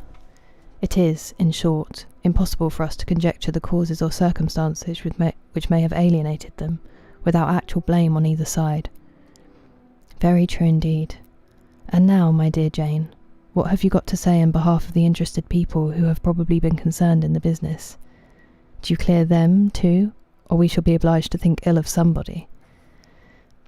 Laugh as much as you choose, but you will not laugh me out of my opinion. My dearest Lizzie, do but consider in what a disgraceful light it places Mr. Darcy, to be treating his father's favourite in such a manner, one whom his father had promised to provide for. It is impossible. No man of common humanity, no man who had any value for his character, could be capable of it. Can his most intimate friends be so excessively deceived in him? Oh no. I can much more easily believe Mr. Bingley's being imposed on, than that Mr. Wickham should invent such a history of himself as he gave me last night. Names, facts, everything mentioned without ceremony. If it be not so, let Mr. Darcy contradict it. Besides, there was truth in his looks. It is difficult indeed. It is distressing. One does not know what to think. I beg your pardon. One knows exactly what to think. But Jane could think with certainty on only one point, that Mr. Bingley, if he had been imposed on, would have much to suffer when the affair became public. The 2 young ladies were summoned from the shrubbery, where this conversation passed, by the arrival of some of the very persons of whom they had been speaking. Mr. Bingley and his sisters came to give their personal invitation for the long-expected ball at Netherfield, which was fixed for the following Tuesday. The 2 ladies were delighted to see their dear friend again, called it an age since they had met, and repeatedly asked what she had been doing with herself since their separation. To the rest of the family they paid little attention, avoiding Mrs. Bennet as much as possible, saying not much to Elizabeth, and nothing at all to the others. They were soon gone again, rising from their seats with an activity which took their brother by surprise, and hurrying off as if eager to escape from Mrs. Bennet's civilities. The prospect of the Netherfield ball was extremely agreeable to every female of the family. Mrs. Bennet chose to consider it as given in compliment to her eldest daughter, and was particularly flattered by receiving the invitation from Mr. Bingley himself, instead of a ceremonious card. Jane pictured to herself a happy evening in the society of her two friends, and the attentions of their brother, and Elizabeth thought with pleasure of dancing a great deal with Mr. Wickham, and of seeing a confirmation of everything in Mr. Darcy's looks and behaviour. The happiness anticipated by Catherine and Lydia depended less on any single event or any particular person, for though they each, like Elizabeth, meant to dance half the evening with Mr. Wickham, he was by no means the only partner who could satisfy them. And a ball was at any rate a ball, and even Mary could assure her family that she had no disinclination for it. "While I can have mornings to myself," said she, "it is enough. I think it no sacrifice to join occasionally in evening engagements. Society has claims on us all, and I profess myself one of those who consider intervals of recreation and amusement as desirable for everybody." Elizabeth's spirits were so high on the occasion, that though she did not often speak unnecessarily to Mr. Collins, she could not help asking him whether he intended to accept Mr. Bingley's invitation, and if he did, whether he would think it proper to join in the evening's amusement. Another one? Max, thank you for using your Twitch Prime. I really appreciate it. And thank you for following. Welcome. He's my friend. That's lovely of you, thank you. And hello, S.Vision. Where were we? And if he did, whether he would think it proper to join in the evening's amusement, as she was rather surprised to find that he entertained no scruple whatever on that head, and was very far from dreading a rebuke either from the Archbishop or Lady Catherine de Bourgh by venturing to dance. "I am by no means of opinion, I assure you," said he, "that a ball of this kind, given by a young man of character, to respectable people, can have any evil tendency, and I am so far from objecting to dancing myself, that I shall hope to be honoured with the hands of all my fair cousins in the course of the evening, and I take this opportunity of soliciting yours, Miss Elizabeth, for the first two dances especially, a preference which I trust my cousin Jane will attribute to the right cause, and not to any disrespect for her." Elizabeth felt herself completely taken in. She had fully proposed being engaged by Wickham for those very dances, and to have Mr. Collins instead. Her liveliness had been never worse timed. There was no help for it, however. Mr. Wickham's happiness and her own was perforce delayed a little longer, and Mr. Collins's proposal accepted with as good a grace as she could. She was not the better pleased with his gallantry, from the idea it suggested of something more. It now first struck her that she was selected from among her sisters as worthy of being the mistress of Hunsford Parsonage, and of assisting to form a quadrille table at Rosings, in the absence of more eligible visitors. The idea soon reached to conviction as she observed his increasing civilities towards herself, and heard his frequent attempt at a compliment on her wit and vivacity. And though more astonished than gratified herself by this effect of her charms, it was not long before her mother gave her to understand that the probability of their marriage was exceedingly agreeable to her. Elizabeth, however, did not choose to take the hint, being well aware that a serious dispute must be the consequence of any reply. Mr. Collins might never make the offer. Until he did, it was useless to quarrel about him. If there had not been a Netherfield ball to prepare for and talk of, the younger Miss Bennets would have been in a pitiable state at this time, for from the day of the invitation to the day of the ball, there was such a succession of rain as prevented their walking to Meryton once. No aunt, no officers, no news could be sought after. The very shoe roses for Netherfield were got by proxy. Even Elizabeth might have found some trial of her patience in weather, which totally suspended the improvement of her acquaintance with Mr. Wickham, and nothing less than a dance on Tuesday could have made such a Friday, Saturday, Sunday, and Monday endurable to Kitty and Lydia.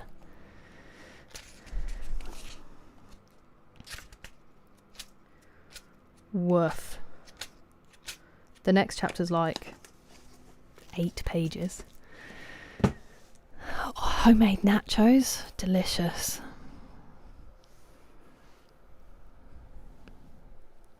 Hello, always come back. And Cloud District Snob, nice to see you. Due to ads? Yeah, that is the worst. There shouldn't be, if you've subbed, Max, there shouldn't be adverts, but I can completely understand being over on YouTube instead.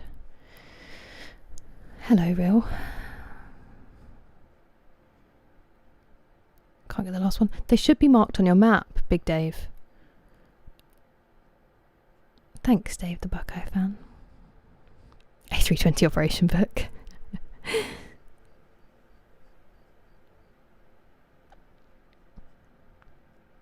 Words going in and out. There's a lot going on, to be fair, Wanted Major Beef. It's floaty.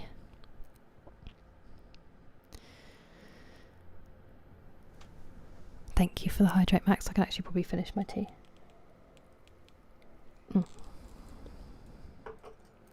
And a stretch. What one should we do? Because we've done a toe touch. We could do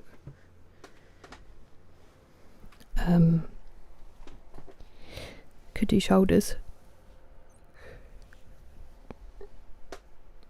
Hello, Coffee Ghost. It's really nice to have you here.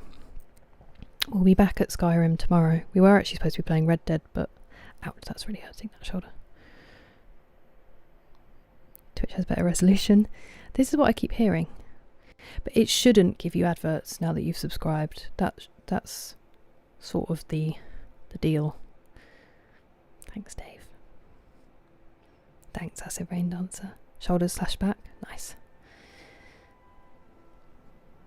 Philly. Sleep well, Jordan. Thanks for hanging out. You don't want to know what happens at the dance? You're not gripped? Oh, next shoulder.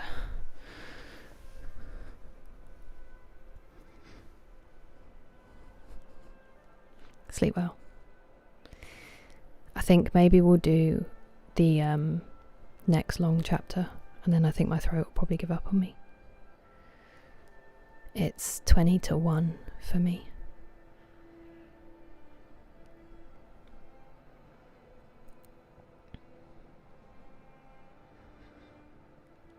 That feels nice. Ooh. Fell asleep while listening with my AirPods in. Sometimes when you take them out, it hurts so much when you slept with them in. I'm sorry. Unless you wanted to sleep, in which case, I'm glad you got some rest. It's the danger of this stream. I'll just send you to sleep. Not really much that you missed in that chapter. It's basically Wickham having a gossip. Although that was the last chapter. This one is that Elizabeth told Jane everything she'd heard. Then Bingley came to the house to invite them personally to his ball. Mr. Collins is like, hey cousin, want to dance with me?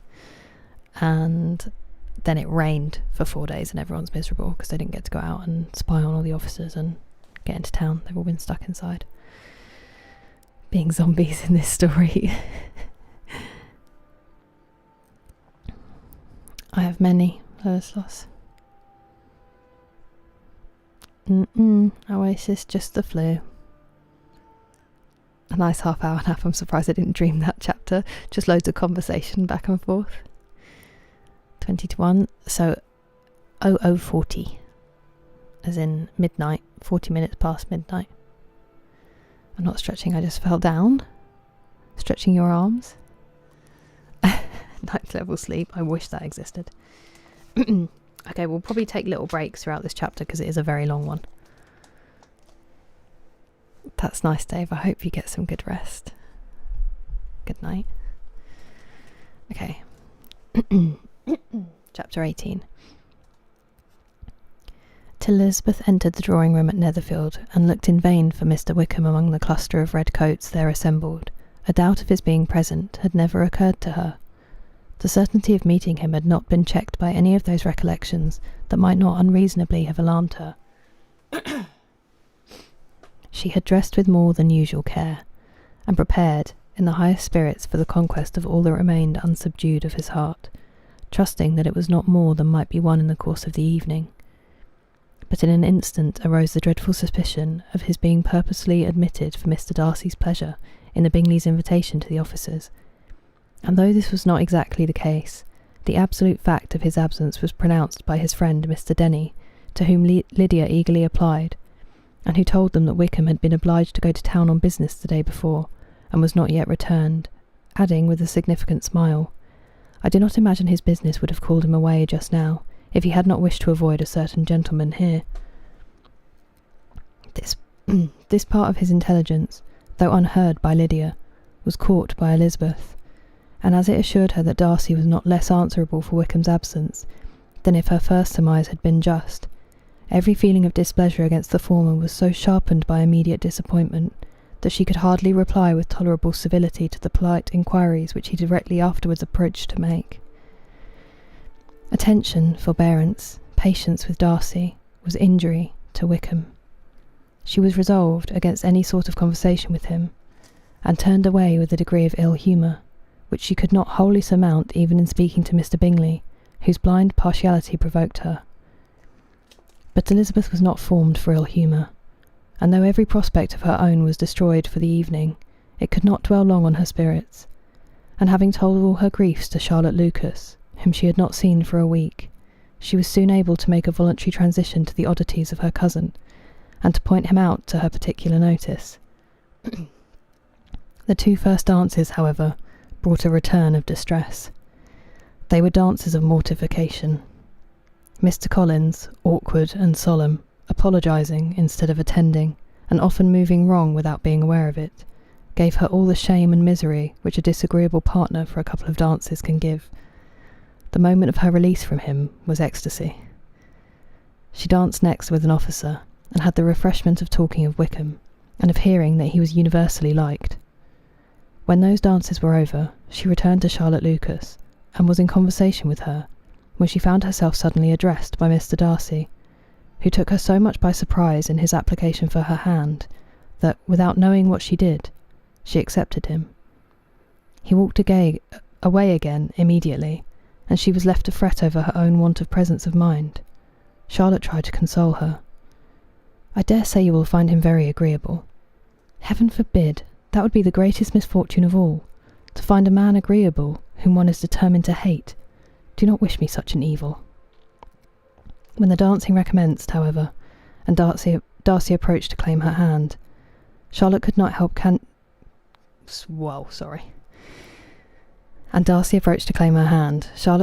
cautioning her in a whisper not to be a simpleton, and allow her fancy for Wickham to make her appear unpleasant in the eyes of a man 10 times his consequence. Elizabeth made no answer, and took her place in the set, amazed at the dignity to which she was arrived in being allowed to stand opposite to Mr. Darcy, and reading in her neighbours' looks their equal amazement in beholding it. They stood for some time without speaking a word, and she began to imagine that their silence was to last through the 2 dances, and at first was resolved not to break it, till suddenly fancying that it would be the greater punishment to her partner to oblige him to talk, she made some slight observation on the dance. He replied, and was silent again.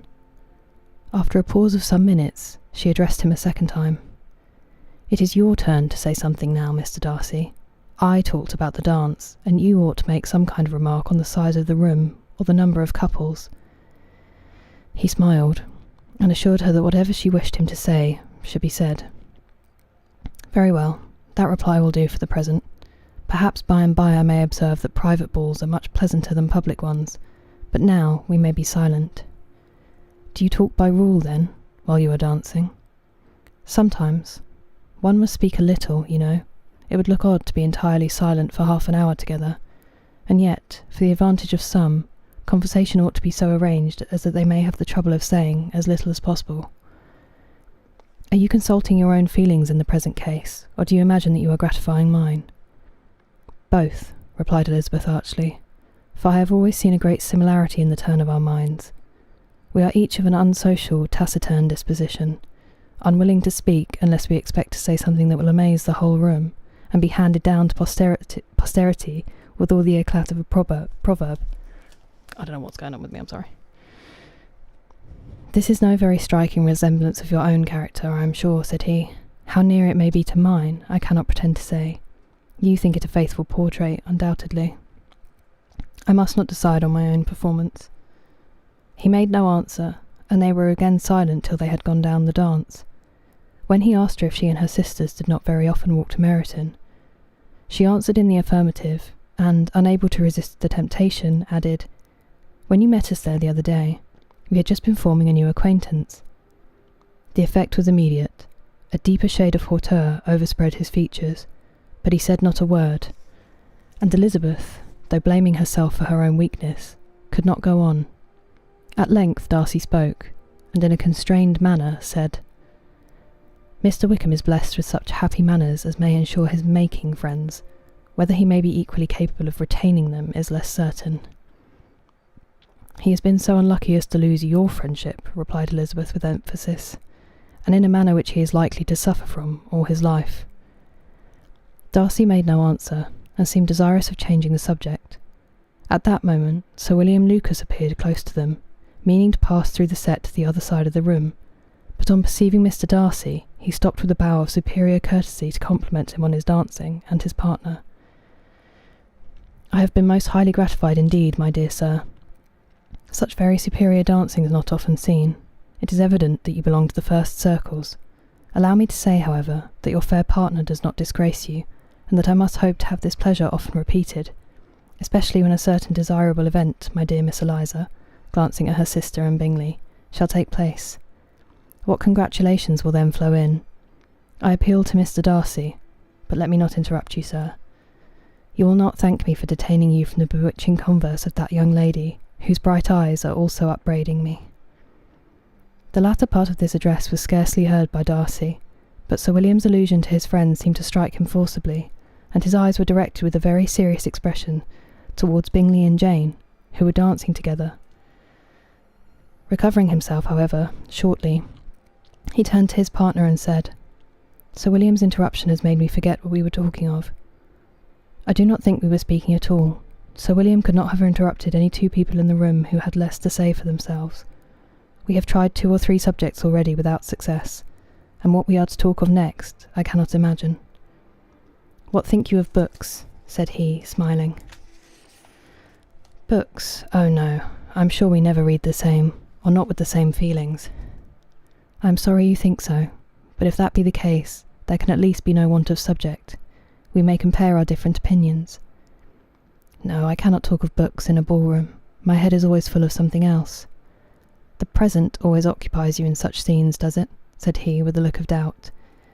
Yes, always, she replied, without knowing what she said, for her thoughts had wandered far from the subject, as soon afterwards appeared by her suddenly exclaiming, I remember hearing you once say, Mr. Darcy, that you hardly ever forgave, that your resentment, once created, was unappeasable. You are very cautious, I suppose, as to its being created. I am, he said with a firm voice. And never allow yourself to be blinded by prejudice. I hope not. It is particularly incumbent on those who never change their opinion to be secure of judging properly at first. May I ask to what these questions tend? Merely to the illustration of your character, said she, endeavouring to shake off her gravity. I am trying to make it out. And what is your success? She shook her head. I do not get on at all. I hear such different accounts of you as puzzle me exceedingly. Hello, Jeremy. Thank you for subscribing. We could probably take a little bit of a break. It's a long chapter. Hello, CZ. You certainly did. Ooh. That's exciting, Paul. Get some good sleep, Max. And you, Cover Time Pete. It was nice to meet you. Thank you, Vandal. Can you imagine, Max? I want this to be celebrated like it's a football match. Thank you. You should do.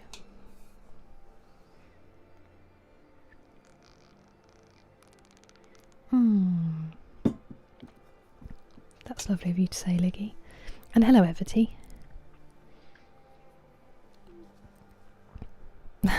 Lovely, Bradley. The identity of my champion? What do you mean, Kieran? Hello, Annalise, how you doing? Yeah, we're doing a reading stream, which isn't the most normal. I'd be terribly average and that won't do. It just takes so long to say anything, that's the only problem. It takes a long time in Old Entish. Thank you, studio. Okay, we'll carry on. I just needed to rehydrate slightly. It is a long chapter. I do think it might be the entire ball.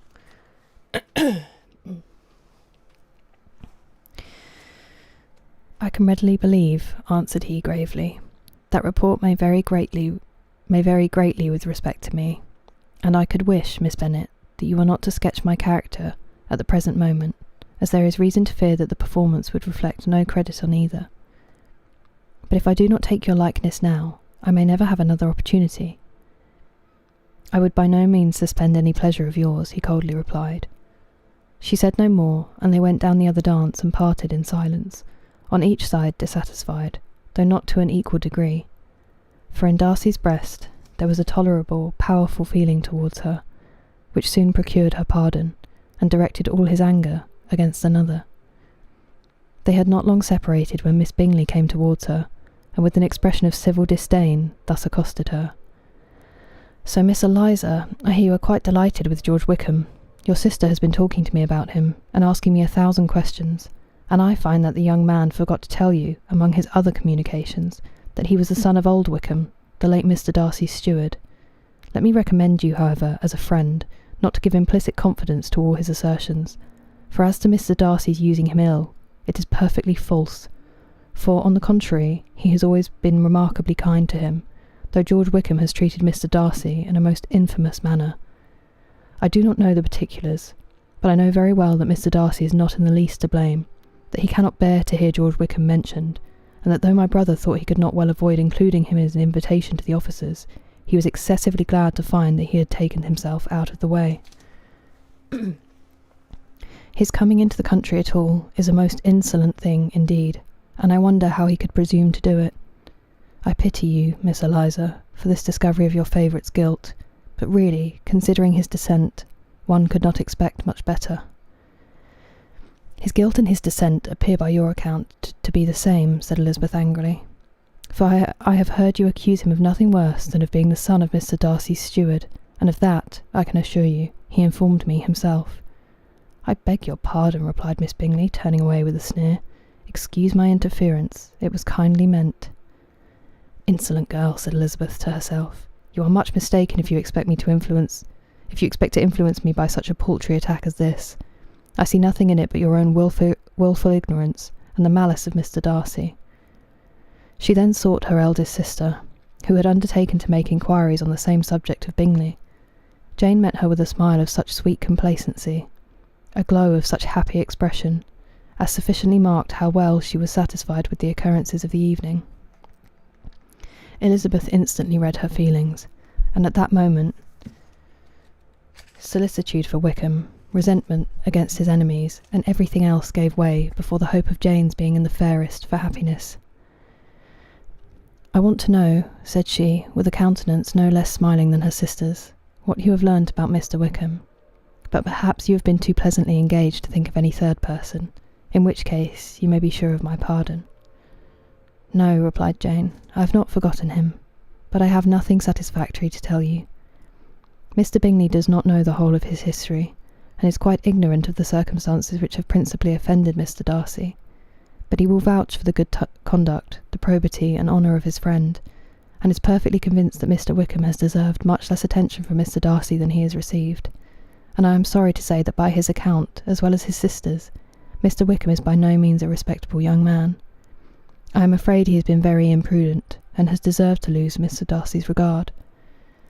Mr. Bingley does not know Mr. Wickham himself. No, he never saw him till the other morning at Meryton. This account then is what he has received from Mr. Darcy. I am perfectly satisfied, but what does he say of the living? He does not exactly recollect the circumstances, though he has heard them from Mr. Darcy more than once, but he believes that it was left to him, conditionally only. Hello, Crispy Nightmare. Thank you for following. And hello, Beaker. It's nice to see you. It is, Ziga.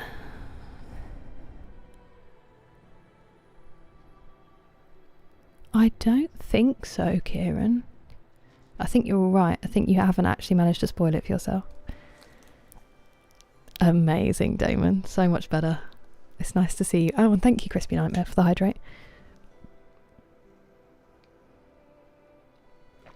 Persuasion, that's one I forgot. I hope you're doing well today.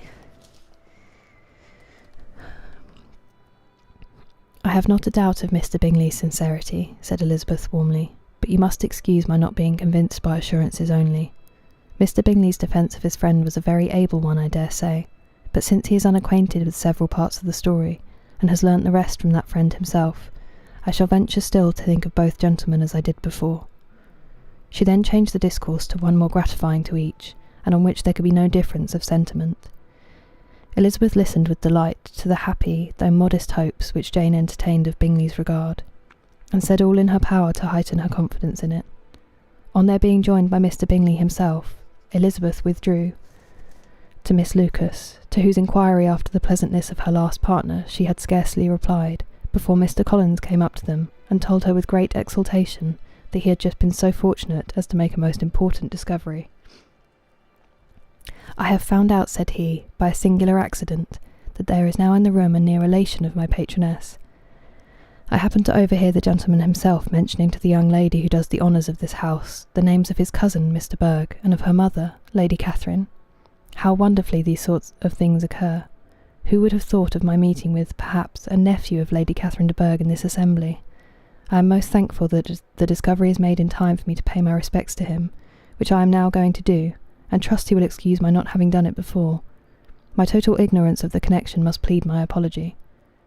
You are not going to introduce yourself to Mr. Darcy? Indeed I am. I shall entreat his pardon for not having done it earlier. I believe him to be Lady Catherine's nephew. It will be in my power to assure him that her ladyship was quite well yesterday se'night. Se'night? That's a word I've not seen before.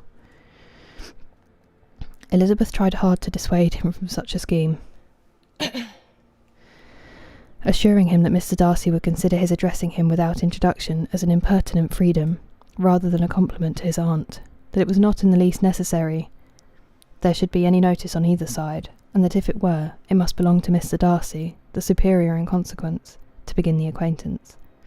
Mr. Collins listened to her with a determined air of following his own inclination, and when she ceased speaking, replied thus: My dear Miss Elizabeth, I have the highest opinion in the world of your excellent judgment in all matters within the scope of your understanding, but permit me to say that there must be a wide difference between the established forms of ceremony amongst the laity and those which regulate the clergy.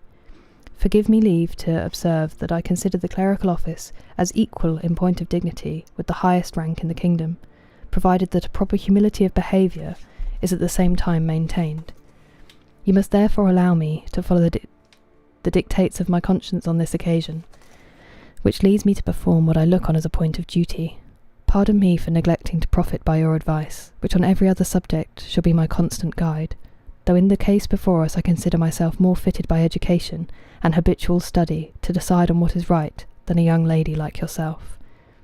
And with a low bow he left her to attack Mr. Darcy, whose reception of his advances she eagerly watched, and whose astonishment at being so addressed was very evident.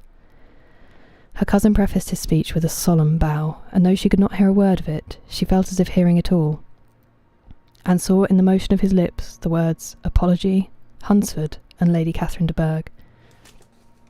It vexed her to see him expose himself to such a man. Mr. Darcy was eyeing him with unrestrained wonder, and when at last Mr. Collins allowed him time to speak, replied with an air of distant civility. Mr. Collins, however, was not discouraged from speaking again, and Mr. Darcy's contempt seemed abundantly increasing with the length of his second speech, and at the end of it he only made him a slight bow and moved another way. Mr. Collins then returned to Elizabeth. I have no reason, I assure you, said he, to be dissatisfied with my reception. Mr. Darcy seemed much pleased with the attention. He answered me with the utmost civility, and even paid me the compliment of saying that he was so well convinced of Lady Catherine's discernment as to be certain she could never bestow a favour unworthily. It was really a very handsome thought. Upon the whole, I am much pleased with him. As Elizabeth had no longer any interest of her own to pursue, she turned her attention almost entirely on her sister and Mr. Bingley, and the train of agreeable reflections which her observations gave birth to made her perhaps almost as happy as Jane.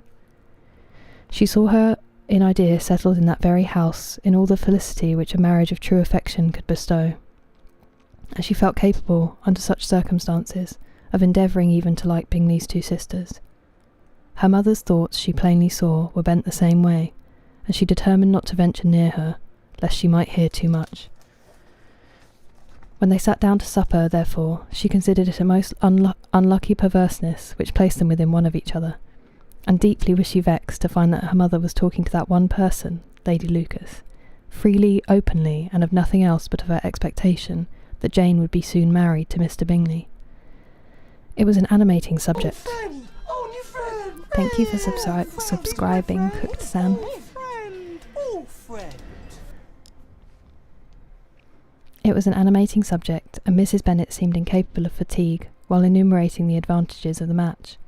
His being such a charming young man, and so rich, and living but 3 miles from them, were the first points of self-gratulation. And then it was such a comfort to think how fond the two sisters were of Jane, and to be certain that they must desire the connection as much as she could do. It was, moreover, such a promising thing for her younger daughters, as Jane's marrying so greatly must throw them in the way of other rich men. And lastly, it was so pleasant at her time of life to be able to consign her single daughters to the care of their sister, that she might not be obliged to go into company more than she liked. It was necessary to make this circumstance a matter of pleasure, because on such occasions it is the etiquette.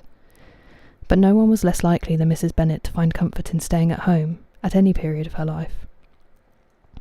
She concluded with many good wishes that Lady Lucas might soon be equally fortunate, though evidently and triumphantly believing there was no chance of it. In vain did Elizabeth endeavour to check the rapidity of her mother's words, or persuade her to describe her felicity in a less audible whisper, for to her inexpressible vexation she could perceive that the chief of it was overheard by Mr. Darcy, who sat opposite to them. Her mother only scolded her for being nonsensical. We'll take a little bit of a break there, because that is a long chapter.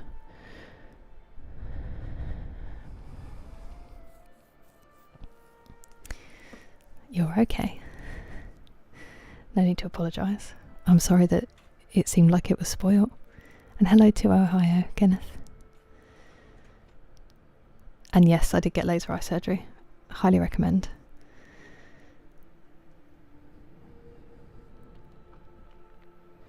YouTube is wild.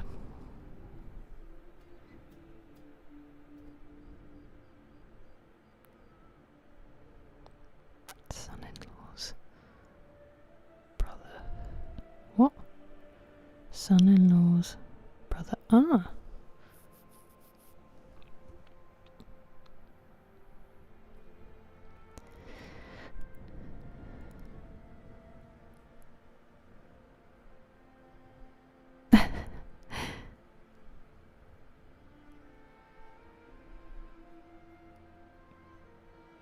Laurence Olivier, Colin Firth as Darcy. Wait, I didn't even know there was a Laurence Olivier version. I always see Colin Firth. It's always Colin Firth. I know a lot of people like Matthew McFadden from the Keira Knightley film, but Colin Firth is the one for me. He's the Mr. Darcy. You're out. Nice, Liggy. Listening to me? Good. And thank you for the hydrate, Nick. I will. It was expensive, Veni Vidi Vici. I went to the Best Eye Hospital because I didn't want to risk it. You can get it for like, I mean, there are some places that do it really cheap. On average, it was about $3,500. Mine was more, but it's literally the next day. Acid Rain Dancer. Mine was the next day. I mean, it was sore, but I could see. It was crazy. Yeah, it was a lot easier. TV show was much better. 100% agree. 100%. I love Alison Steadman as Mrs. Bennet. They're all so well acted. Okay, let's carry on. What is Mr. Darcy to me, pray, that I should be afraid of him? I am sure we owe him no such particular civility as to be obliged to say nothing he may not like to hear. For heaven's sake, madam, speak lower. What advantage can it be to you to offend Mr. Darcy? You will never recommend yourself to his friend by so doing. Nothing that she could say, however, had any influence. Her mother would talk of her views in the same intelligible tone. Elizabeth blushed, and blushed again with shame and vexation. She could not help frequently glancing her eye at Mr. Darcy, though every glance convinced her of what she dreaded, for though he was not always looking at her mother, she was convinced that his attention was invariably fixed by her. The expression of his face changed gradually from indignant contempt to a composed and steady gravity. New friend. Hello, Derek. Thank you for following. Old friend. Old friend. I went to... I'm going to sneeze. It's gone back in my nose. Nope, it hasn't. I went to... What's it called? The Eye Hospital in London?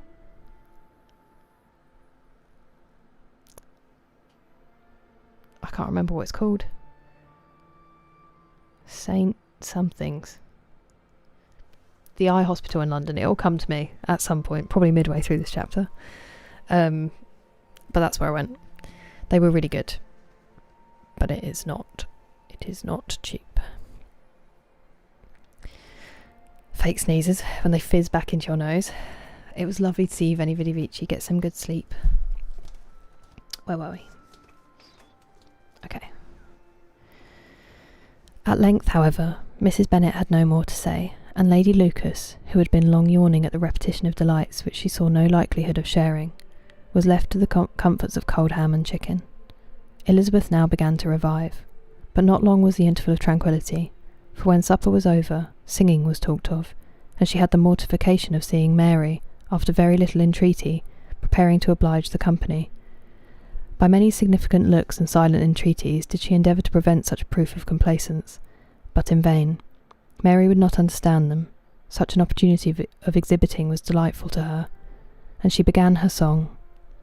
Elizabeth's eyes were fixed on her with most painful sensations, and she watched her progress through the several stanzas with an impatience which was very ill rewarded at their close, for Mary, on receiving amongst the thanks of the table the hint of a hope that she might be prevailed on to favour them again, after the pause of half a minute, began another. Mary's powers were by no means fitted for such a display. Her voice was weak, and her manner affected. Elizabeth was in agonies. She looked at Jane to see how she bore it, but Jane was very composedly talking to Bingley. She looked at his two sisters, and saw them making signs of derision at each other, and at Darcy, who continued, however, impenetrably grave. She looked at her father to entreat his interference, lest Mary should be singing all night. He took the hint, and when Mary had finished her second song, said aloud, "That will do extremely well, child. You have delighted us long enough. Let the other young ladies have time to exhibit."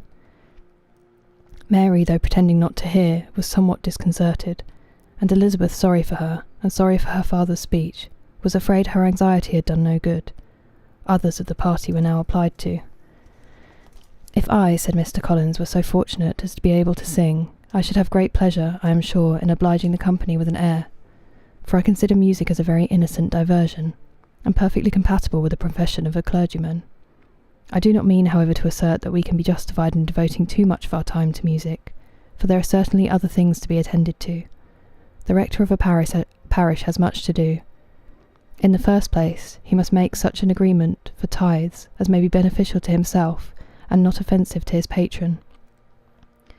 He must write his own sermons, and the time that remains will not be too much for his parish duties and the care and improvement of his dwelling, which he cannot be excused from making as comfortable as possible. And I do not think it of light importance that he should have attentive and conciliatory manners towards everybody, especially towards those to whom he owes his preferment.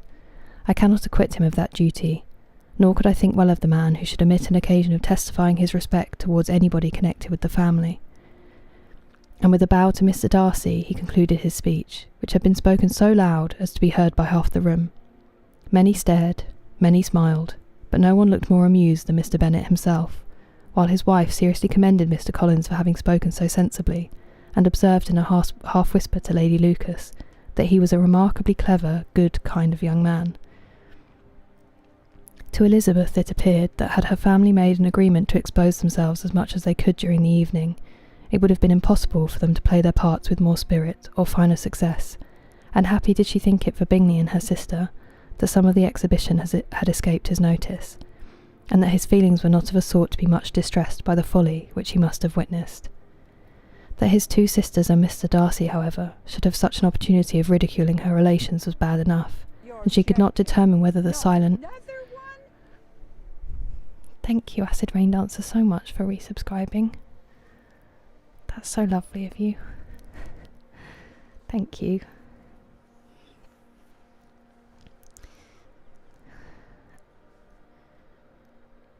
That his two sisters and Mr. Darcy, however, should have such an opportunity of ridiculing her relations was bad enough, and she could not determine whether the silent contempt of the gentlemen or the insolent smiles of the ladies were more intolerable. The rest of the evening brought her little amusement. She was teased by Mr. Collins, who continued most perseveringly by her side, and though he could not prevail with her to dance with him again, she put it out of her power to dance with others. In vain did she entreat him to stand up with somebody else, and offered to introduce him to any young lady in the room. He assured her that as to dancing, he was perfectly indifferent to it, that his chief object was by delicate attentions to recommend himself to her, and that he should therefore make a point of remaining close to her the whole evening. There was no arguing upon such a project. She owed her greatest relief to her friend Miss Lucas, who often joined them, and good-naturedly engaged Mr. Collins's conversation to herself. She was at least free from the offence of Mr. Darcy's farther notice, though often standing within a very short distance of her, quite disengaged, he never came near enough to speak. She felt it to be the probable consequence of her allusions to Mr. Wickham, and rejoiced in it. The Longbourn party were the last of all the company to depart, and by a manoeuvre of Mrs. Bennet had to wait for their carriages a quarter of an hour after everybody else was gone, which gave them time to see how heartily they were wished away by some of the family. Mrs. Hurst and her sister scarcely opened their mouths, except to complain of fatigue, and were evidently impatient to have the house to themselves. They repulsed every attempt of Mrs. Bennet at conversation, and by so doing threw a languor over the whole party, which was very little relieved by the long speeches of Mr. Collins, who was complimenting Mr. Bingley and his sisters on the elegance of their entertainment, and the hospitality and politeness which had marked their behaviour to their guests. Darcy said nothing at all. Mr. Bennet, in equal silence, was enjoying the scene. Mr. Bingley and Jane were standing together, a little detached from the rest, and talked only to each other. Elizabeth preserved as steady a silence as either Mrs. Hurst or Miss Bingley, and even Lydia was too much fatigued to utter more than the occasional exclamation of "Lord, how tired I am!" accompanied by a violent yawn. When at length they arose to take leave, Mrs. Bennet was most pressingly civil in her hope of seeing the whole family soon at Longbourn, and addressed herself particularly to Mr. Bingley, to assure him how happy he would make them by eating a family dinner with them at any time, without the ceremony of a formal invitation. Bingley was all grateful pleasure, and he readily engaged for taking the earliest opportunity of waiting on her, after his return from London, whither he was obliged to go the next day for a short time. Mrs. Bennet was perfectly satisfied, and quitted the house under the delightful persuasion that, allowing for the necessary preparations of settlements, new carriages, and wedding clothes, she should undoubtedly see her daughter settled at Netherfield in the course of 3 or 4 months. Of having another daughter married to Mr. Collins, she thought with equal certainty, and with considerable, though not equal pleasure. Elizabeth was the least dear to her of all her children, and though the man and the match were quite good enough for her, the worth of each was eclipsed by Mr. Bingley in Netherfield. Hello, Mystic. That was a long one. A lot going on. Thank you, PR Grant. When the prices come down, I know. You would think, with how many people get it done, that it would be cheaper by now, but why can't I remember the name of the hospital? Let me really quickly look it up, Pastor Moles.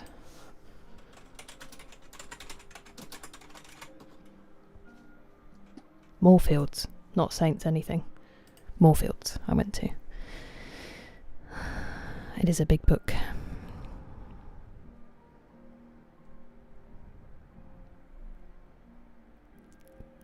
Nice lyrics, Kieran.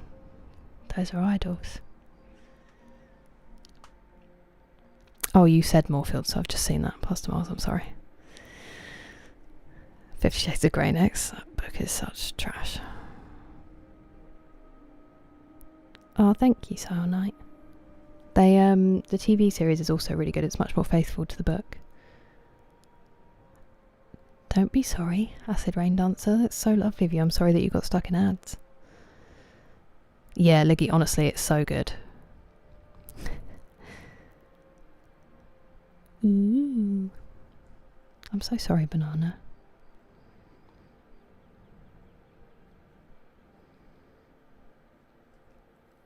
I'm sorry, guys. On Old Street. Yeah, they do. So they have the normal and then the and the private as well.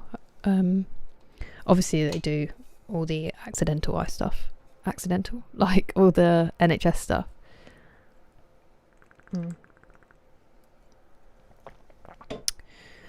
I feel like we've probably had enough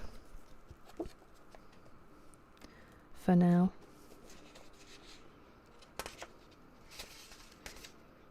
The next chapter is normal length, but Dr. Yappy. No, it's a Lord of the Rings shirt. It's Aragorn. It terrified me as well, Kieran. Thank you, Alex. Just boot up Skyrim. No, thank you, CZ. I would, but I'm really tired today. Thank you for subscribing, Tired. I am, in fact. And a stretch. What other one should we do? We've touched toes. Whoa! Thank you, Savage Gaming. Merry Christmas. That's lovely of you. My hair is growing, isn't it? When we play, oh, good question, good question. It does need to get added in. Redeem, go to bed.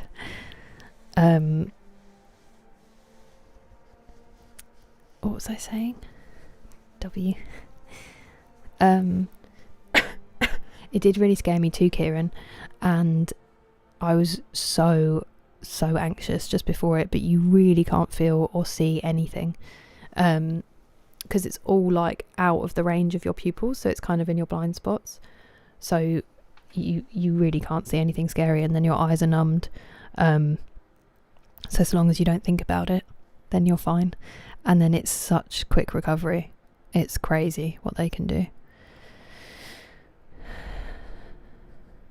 It is, Andrew, it is. But yeah, the whole thing, I mean, I've talked about it before, and I'm more than happy to talk about it for people who want to go and get it done but they're nervous, but I feel like it does also creep people out, so it's probably not the one. That was Jane Austen Day. I cannot. Lotus Lost, I cannot. It's 250 years since she was born. She was epic. She succeeded at a time when she wasn't supposed to. And she was insanely bright and wrote with such a beautiful command of language. And I think is genuinely funny. Like, it tickles me, this book, and that is impressive for something that is so far removed in time, for the humour to still translate, and still seem so clever. I think it's crazy. Minus 1.25. That was my left eye, I think. Minus 1.25 and minus 1.5, but then they got worse and I just wasn't going and getting my prescription done because it's too much effort. I will also play Dead Space, I promise. Where did it go? I know, Andrew. To take out contacts. Oof. Alright.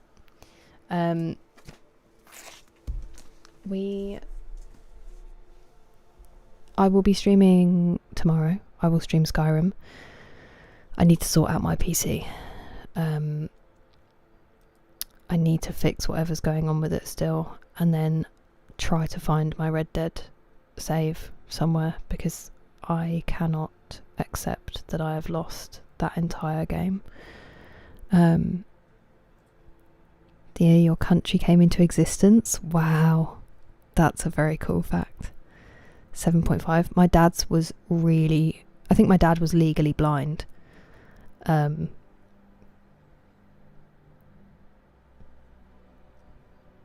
is crazy. I am Andrew. It's great. It's my favourite. It's just an old camera, 7. So Pastor Miles, I did an update and it bricked my PC and then it broke my C drive, and we couldn't even do a clean install until Ovaries Macca's wonderful husband, Nathaniel, managed to kind of force it. I also had hours of help from Mezzine and Texas, but then I didn't properly activate Windows, and now it's like locking me out of my own PC and doesn't help me fix the fact that I've got a product key, but it's a different product. Anyway, it's locked me out of my PC basically, so I don't have full functionality. And I had to do a clean install, so I lost a lot of stuff, which may include my Red Dead Redemption 2 entire save. So I need to sort all of that out. I've got a lot to figure out about it. Maybe Becky. I shouldn't have done because it was on my SSD, but who knows. It wasn't even a secure boot. It was literally just the update bricked it, and then it's trapped me in the BIOS menu, and it wouldn't even let me clear my thing. It was crazy. Thank you, CZ. I hope so too. Whoa, that's crazy, Kieran. That's so cool. I am Andrew just for now, but I'll be back on tomorrow. Ooh. That is wild. Sour Night.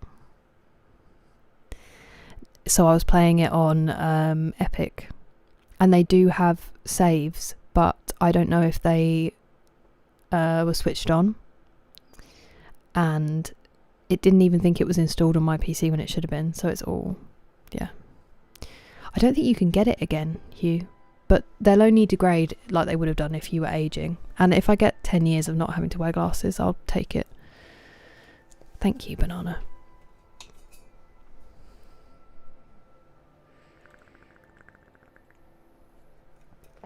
I'm glad, Dougal. I don't usually do just reading. I usually do it at the end of a stream, but this one just wasn't quite, wasn't normal. An excuse to play again. I was at 93%. I don't know if I have it in me. Because I put the music on in the background because it's not copyrighted, Kieran. Crime and Punishment. I haven't got to it, but I know that Dostoevsky is supposed to be an incredible writer. We usually stream gaming, Andrew, and then a little bit of reading at the end of streams. I haven't been doing it recently because I've been streaming too late, but we hang out and game together. So at the moment I'm playing Skyrim and Red Dead Redemption maybe, to restart. Let me thank people properly before we go. On the YouTube side, I want to thank you, Sick and Savage Gaming, both of them, for their super chats. That's really lovely of you. And then on Twitch, we've got Acid Rain Dancer, Max, Ovary, Tunelli for resubscribing, Batwoman for 5 gifted community subs, McSleazy for the bits, and I think that's everyone today.